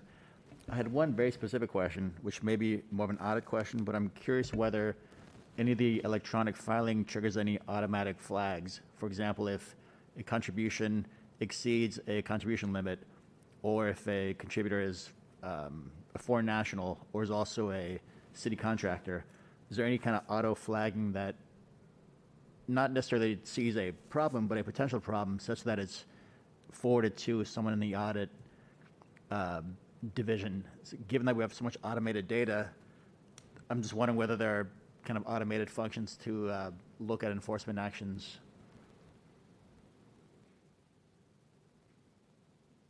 So what we've been presenting today has largely been focused on releasing that information to the public. As far as notifications, that is definitely something that's been on our bucket list since we implemented the DocuSign system, was getting a lot of our forms into electronic format so that we had the data so that we can start doing things like that. But at least at this stage, we're not doing automatic notifications. Most of the reviews are done through a canvas of data. Great. Thank you. Okay. If there's Maybe if I could, through the chair, to Commissioner Finlat's question too. I mean, the Enforcement Division is constantly looking at public disclosures, and we are always looking at the dashboards, at statements across all of our different programs to try and find anything that looks problematic to us. And that's separate and apart from audits, which has, like you said, that much more systematic approach to auditing committees or lobbyists. But we look broadly too as the data comes in to try and identify things in real time. Great. Thank you, Mr. Ford. if there, yes, please. Yes, just not to belabor the point here, but as I think the newest commissioner, I just want to say that the dashboard has been really helpful for me acquainting myself with all this information, and this presentation has only added to that, so thank you. Well done, team. No other comments from the commissioners. Let's open up for public comments, please. Madam Chair, we are checking to see if there are any callers in the queue. For members of the public, we are now taking public comment on item number 6, staff presentation and discussion of public disclosure, technology overview, and campaign finance dashboards demonstration. For remote participants, if you just joined this meeting earlier to listen to the proceedings, now is the time to get in line to speak. Members of the public who already are online and wish to provide public comment on agenda item number 6 should now dial *3 or raise your hand in WebEx if you have not already done so to be added to the public comment line. Once you are in the queue and standing by, the system will prompt you when it's your turn to speak. We ask that you please address your comments to the Commission as a whole and not to individual members. Please stand by. Madam Chair, we have one caller in the queue.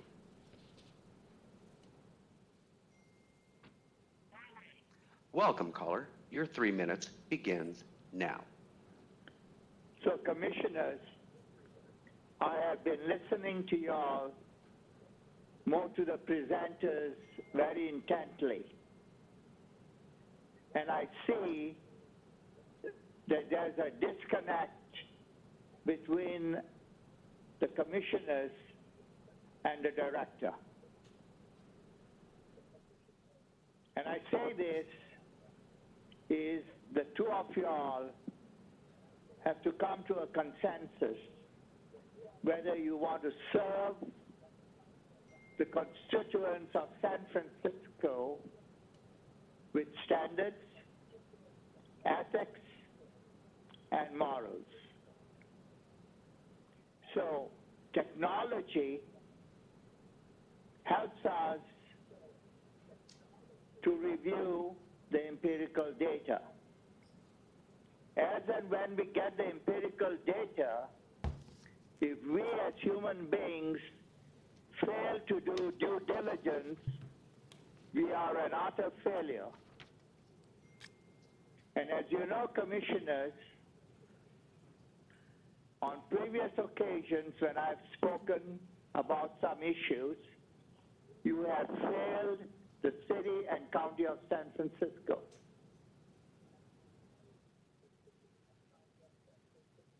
So now you have one commissioner who wrote the laws, which y'all didn't even know, on this technology that we are talking about. And y'all have to do due diligence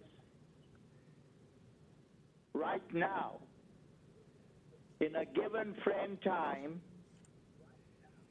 and not create further loopholes. Don't kick the can down the street. You make up your mind. Is the director leading the commission, or is the commission leading the director?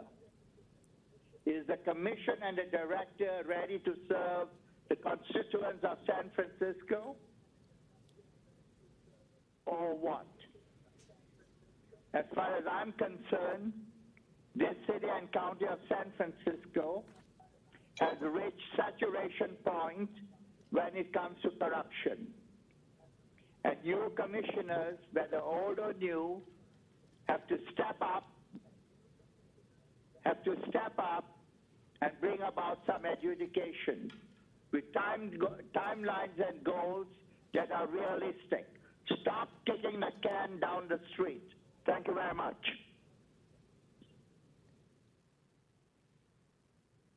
Please stand by.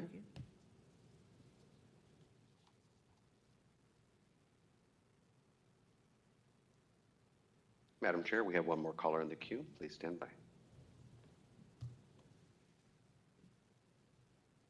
Welcome, caller. Your 3 minutes begins now. Yeah, I must say I totally agree with the last caller. You know, I don't know any of you. I've never even watched the Ethics Commission on TV before. And frankly, I found you by accident looking for the Elections Commission. But I have to say, I'm really appalled. I have a degree in political science, and not to mention a career in politics and government. And I know corrupt government when I see it. And I know the kind of ethics commission that sort of looks the other way. We've got one of the most corrupt governments, city governments around. And I can see why.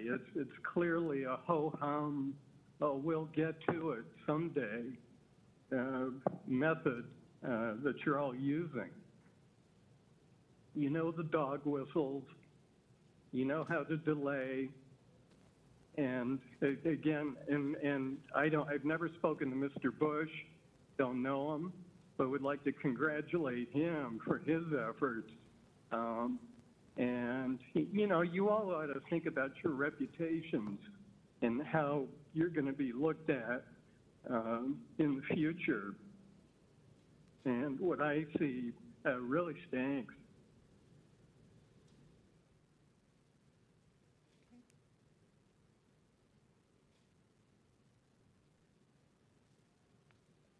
Thank you. Any other callers?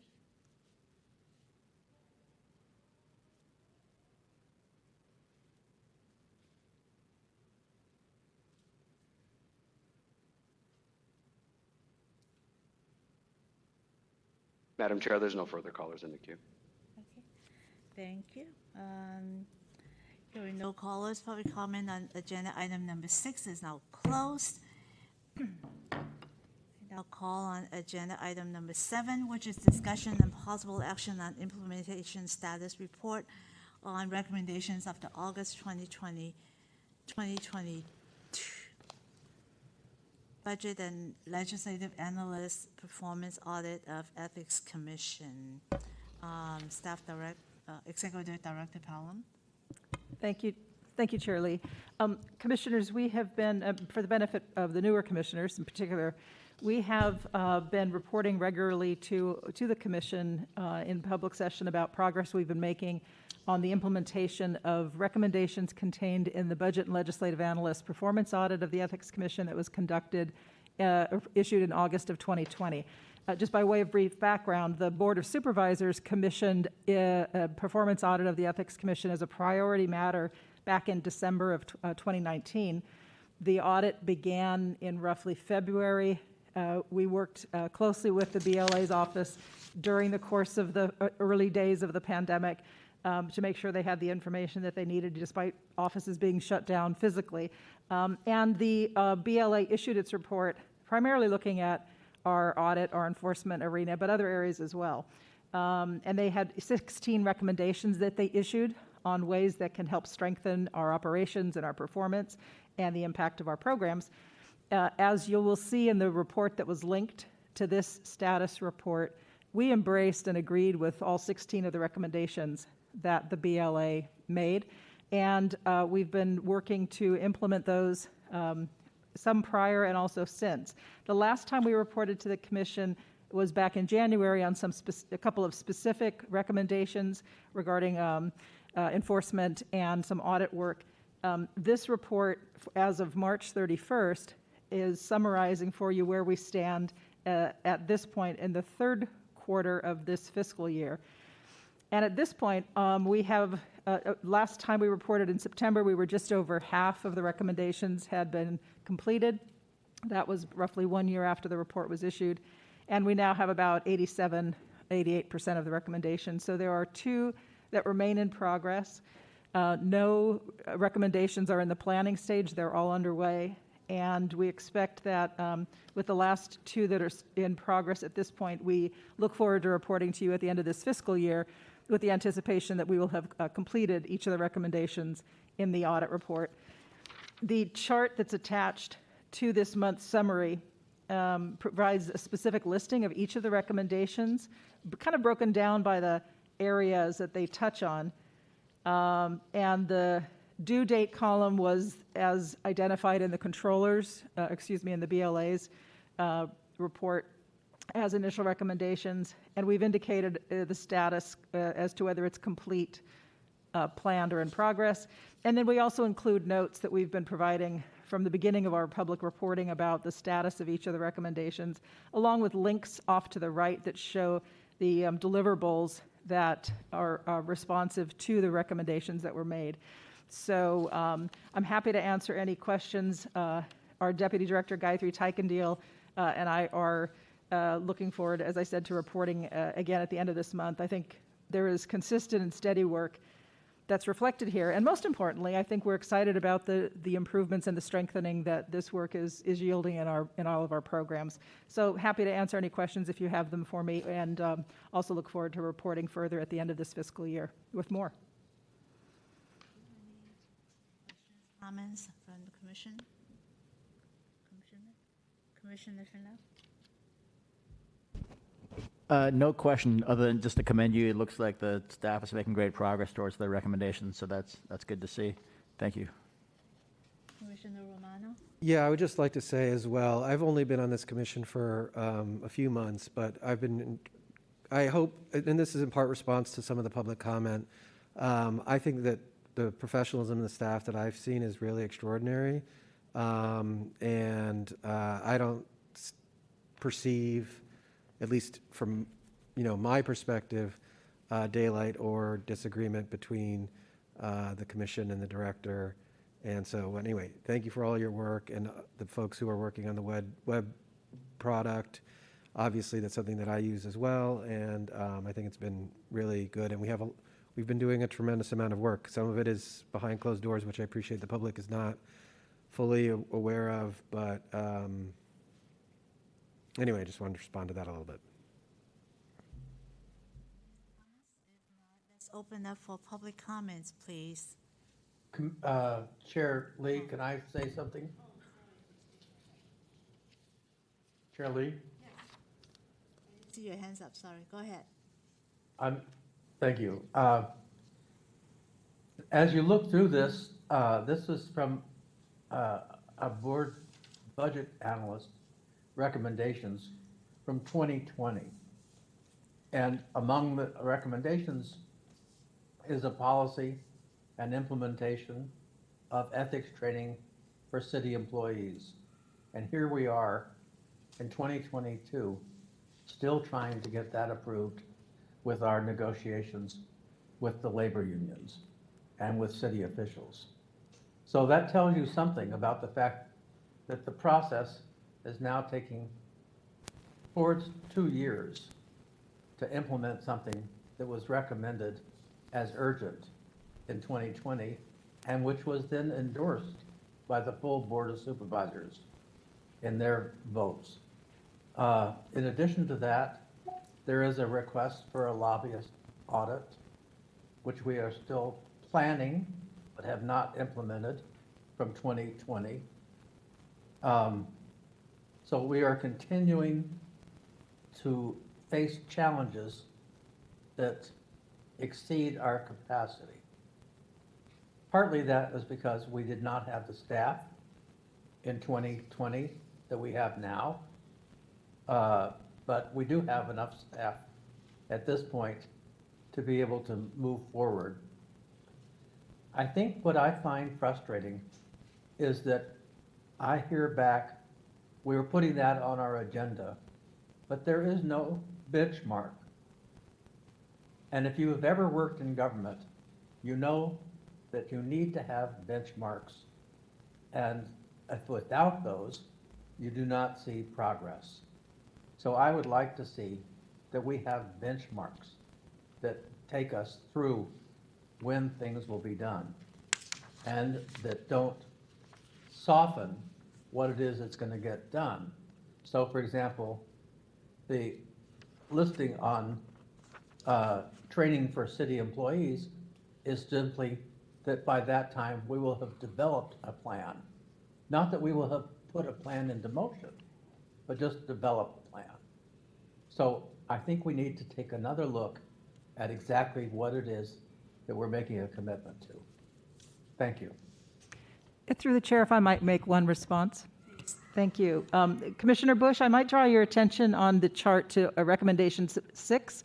It is on page 5 of the agenda item, so it's perhaps a bit buried, but I did want to draw your attention. The audit of the lobbying program, or the required lobbying audits that you referenced, that is in fact, they are underway as we speak. So those were initiated this calendar year, and we are hoping to complete those with by June 30th, the audit work, and then be able to issue reports this summer to you and the public. And so, as you know, it's a process that has been overdue, and we're excited that it is underway. Thanks. I'm very pleased that you're going to do it. And I hope that the audit will include information on what it is that they're listed as the purpose of their lobbying. Because right now, that line is left blank on most of the forms.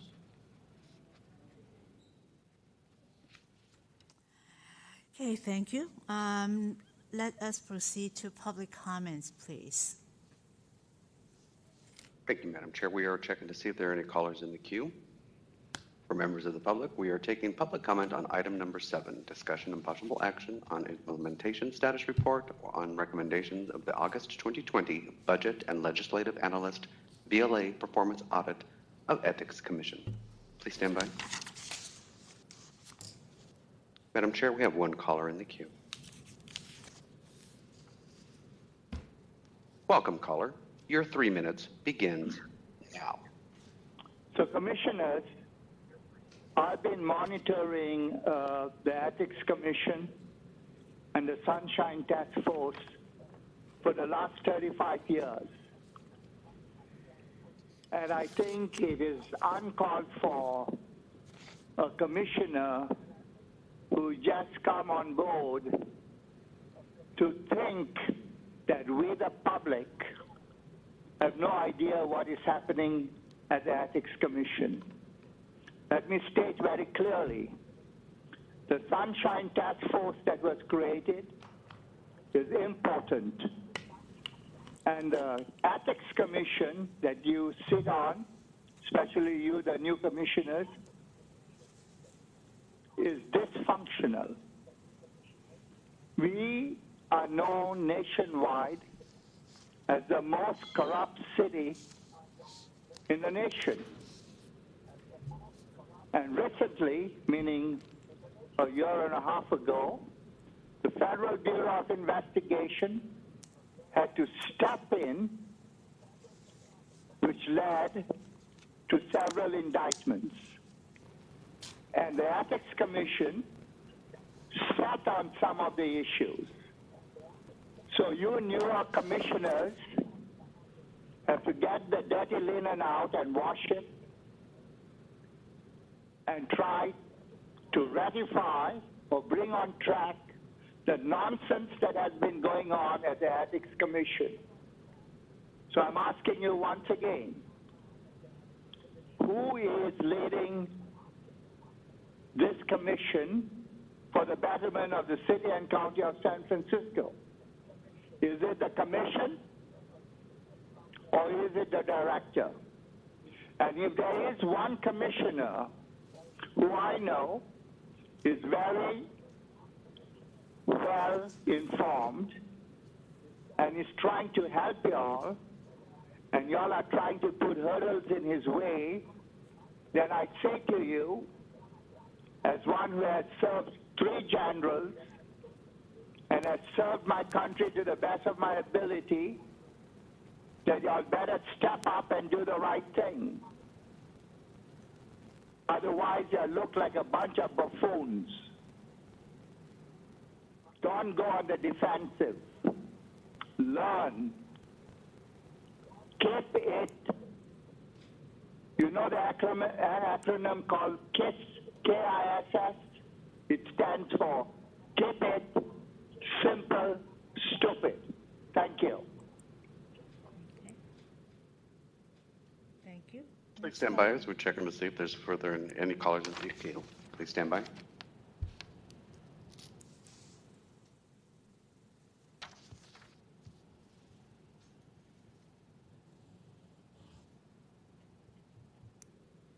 Madam Chair, there's no further callers in the queue. Okay, thank you, moderator. With the public comment closed, let's move on to agenda item number 8, which is discussion of the Executive Director's report and update of various programmatic and operational highlights of Ethics Commission staff activities since the Commission's last meeting. Executive Director Pelham. Thank you, Chair Lee. The brief report this month, I just wanted to highlight 2 or 3 items. One is we're happy to, at the staff level, to also add our welcome to our newest Commissioner, Flores Fang. We've had a few chances to catch up informally, and we're looking forward to welcoming her to an all-staff meeting to get to know others in the coming weeks as well. But we're looking forward to working with you. So thank you for your reaching out to us and being available to help you with your onboarding. As you know, you may have caught a glimpse in the headline between the presentation slides of Stephen Massey and Tyler Field. Our website has been updated, apparently in the time from Stephen's presentation to Tyler's. Our homepage is now updated to provide the public with a way to directly access the Form 700, these economic interest statements that over 5,000 city officials and employees have filed as of this week. The deadline was April 1st. And as you know, this has been a first year for electronic filing for individuals designated in positions that are in the city's conflict of interest code to file electronically. So that information is also now available to be searched real time. You can view statements real time, and it's all available from going to our website and following the link from the home page. When you follow the link from the home page, you'll go to a landing page which provides a bit more information to summarize the ways in which the public can understand that information and access the filings and the information online. One thing I would let you know is, as indicated in my report, in terms of filing rates as of April 1st, as best we saw them, there were about 92% of those code-designated filers who filed their reports on time. That was really a notable accomplishment for all the filing officers and staff and filers in the departments who really hung in there and were able to submit their filings timely. So we really appreciate the good work of all those departments who have made this extraordinary feat possible and supported this work over the past year, as well as to the staff. And there were many of them in our office who really helped get this process up and running in its first year. When we look at filers who have traditionally filed electronically with the Ethics Commission, the board and commission members, elected officials, and department heads, all elective city officials filed their forms and their required ethics training timely. So that's terrific news about our elected officials. Our board and commission members and department heads had an on-time filing of at about 89%. And so we are sort of looking into where those delays might have happened. We also looked at the overall training certification for ethics and sunshine training annually that is also required to be certified as of April 1st. And for the board and commission members and department heads who had that requirement, only about 77% completed that requirement timely. So we'll be looking at what we can find out about why there was that dip. I think anecdotally that has been a dip from prior years. So we want to understand if there were issues that people experienced in trying to submit their certification form, or if there was some other reason that perhaps prevented them from completing that at the same time that they filed their electronic disclosure statements, economic disclosure statements. The target is a bit of a moving one. People have been submitting statements even this week as we speak.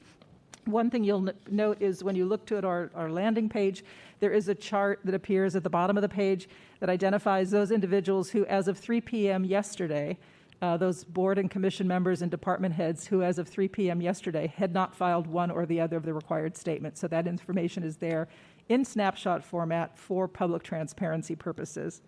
And of course, our staff is following up to let anybody know if they haven't filed timely, and also if there are, for those who may have consequences in terms of not being able to vote if they have not yet filed. So we'll provide more information to you as time proceeds on that front. But that was quite an accomplishment, I think, for department-wide and certainly citywide to have this new transparency level for economic interests of over nearly 5,000 city employees. Separately, on staff news, we welcomed this week Ashley Mockhead as our newest senior investigator. You'll, I'm sure, have a chance to meet her in the coming months as well. But she has previously been with the California State Auditor's Office doing complex audits. So, as I think I mentioned last month, she and Eamon Wilson both came from that office, and so we think that might be a very good pipeline for us to just directly send all of our job descriptions to. So we appreciate that fine training that the California State Auditor's Office has provided for our staff. And then finally, to Commissioner Bush's question about ethics training, I'm very happy to report that we now have all 4 positions in active recruitment for our ethics and work team. We have a deadline of Friday, April 22nd for applications to be received. We are very eager to move on and put together this team so that we can start putting that training together that we know that we all are very much aligned in wanting to get up and running citywide.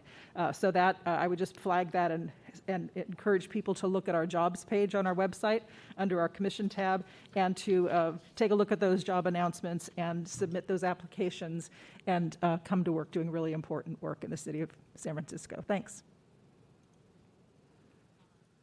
I'm happy to answer any questions.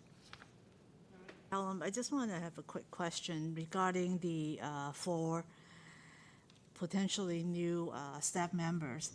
Between April 22nd, what kind of timeline do you expect that we will be able to have these 4 new staff members in place? I'm sorry, could you repeat that question? The deadline is April 22nd, so when do you expect these people to be hired and seated? I think it is likely that it would not be until June, middle or the end of June. But it would definitely be available for the next election cycle. For the Ethics at Work program, we would want to have them in place as soon as we could for the first of the fiscal year. The report that we just talked about in the prior BLA recommendations, where we've targeted having a work plan, building on preparatory work we've already done, but putting in a work plan in place by the end of August, so that we can actually have work that starts this fall.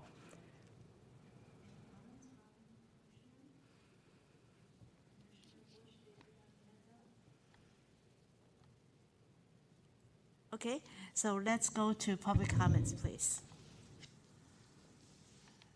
Thank you, Madam Chair. Please stand by as we check if there's any callers in the queue.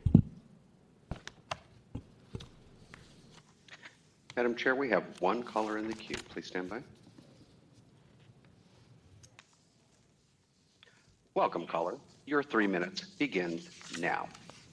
So, Commissioners, the other day, I was the virtual meeting, and I was watching the deliberations at the San Francisco Board of Supervisors. And one of the supervisors was really very angry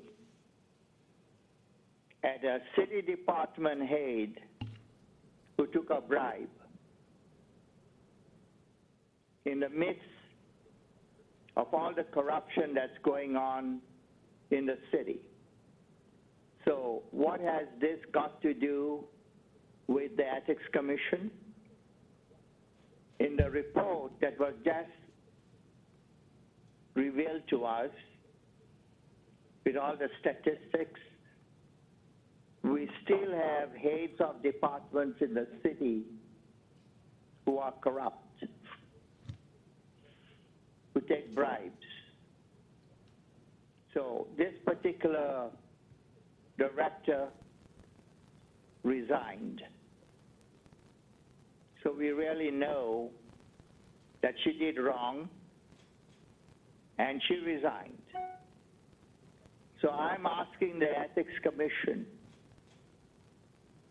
quarterly reminders have to be sent to our directors as to what they can do and what they cannot do. Now let me tell you, Commissioners, since I'm observing this on many levels, rampant corruption, I repeat, rampant corruption is going on with the San Francisco Public Utilities Commission right now. Rampant corruption. If we bring it to the attention of the Ethics Commission, they kick the can down the street. I am the one, 15 years ago, that revealed the corruption with the San Francisco Public Utilities Commission.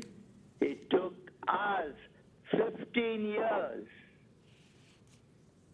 not because the Ethics Commission did something, or the Controller's Office, or the City Attorney, but the Federal Bureau of Investigation.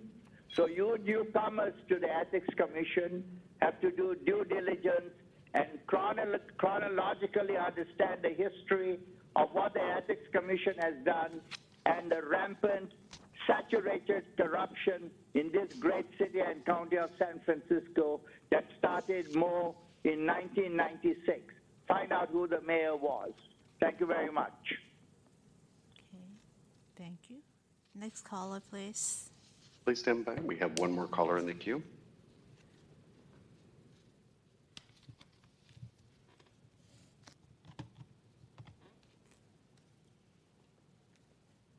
Welcome, caller. Your 3 minutes begins now. Ave atque vale was the salute given by the gladiators of ancient Rome to the emperors. Hail and farewell. I began the public comment this morning, excuse me. And maybe I will be the last caller to speak today. I was telling a friend of mine that in ancient Roman times, they had a provision so that if there was a problem that could not be solved, a dictator could be appointed by the Senate for a period of 6 months from beginning to end, and at the end, the problem had to be solved, whether both consuls had been killed in battle or whatever the problem was. I'm also reminded of the 18th century metaphysical poet, I think it was Herrick, who ended a poem of his by saying, "But at my back I always hear time's winged chariot hurrying near."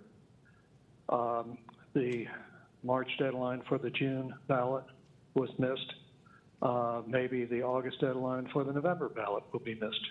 Maybe this November coming up will be missed completely, and there'll be no Ethics Commission ballot measure for another 2 years. But hey, good news. There is a ballot measure. It's ballot measure E for ethics.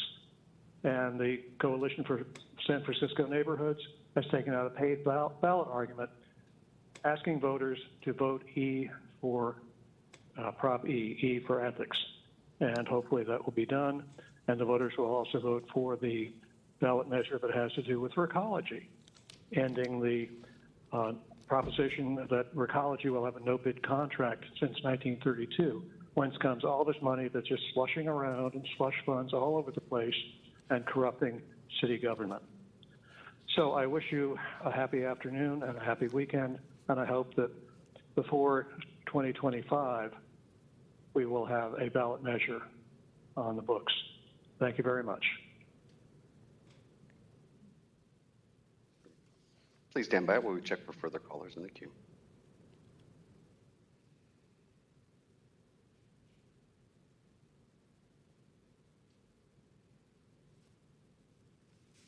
Madam Chair, there's no further callers in the queue. Okay, thank you. Now let's proceed to agenda item number 9, which is discussion and possible action on items for future meetings. Suggestions from commissioners? No? As I said before, my only suggestion is that we try to reserve, if not the entire meetings, the large majority of the next 2 meetings to the ballot measure issue. Okay. Chair Lee?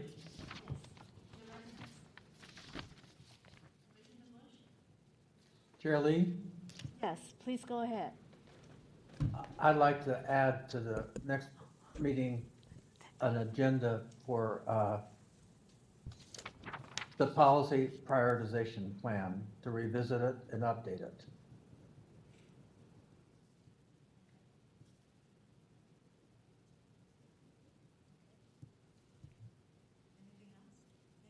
Let's open up for public comments, please. Please stand by. Thank you, Madam Chair. We are checking to see if there are any callers in the queue.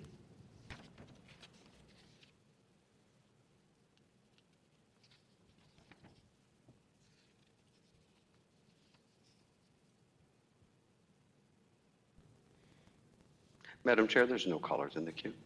Okay, thank you. Let's proceed to agenda item number 10, which is additional opportunities for public comments on matters not appearing on the agenda pursuant to Ethics Commission's Bylaws, Article 7, Section 2.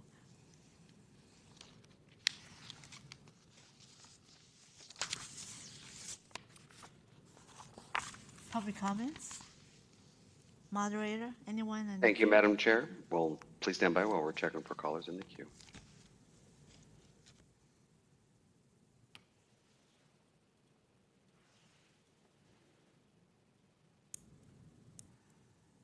Madam Chair, there's no callers in the queue.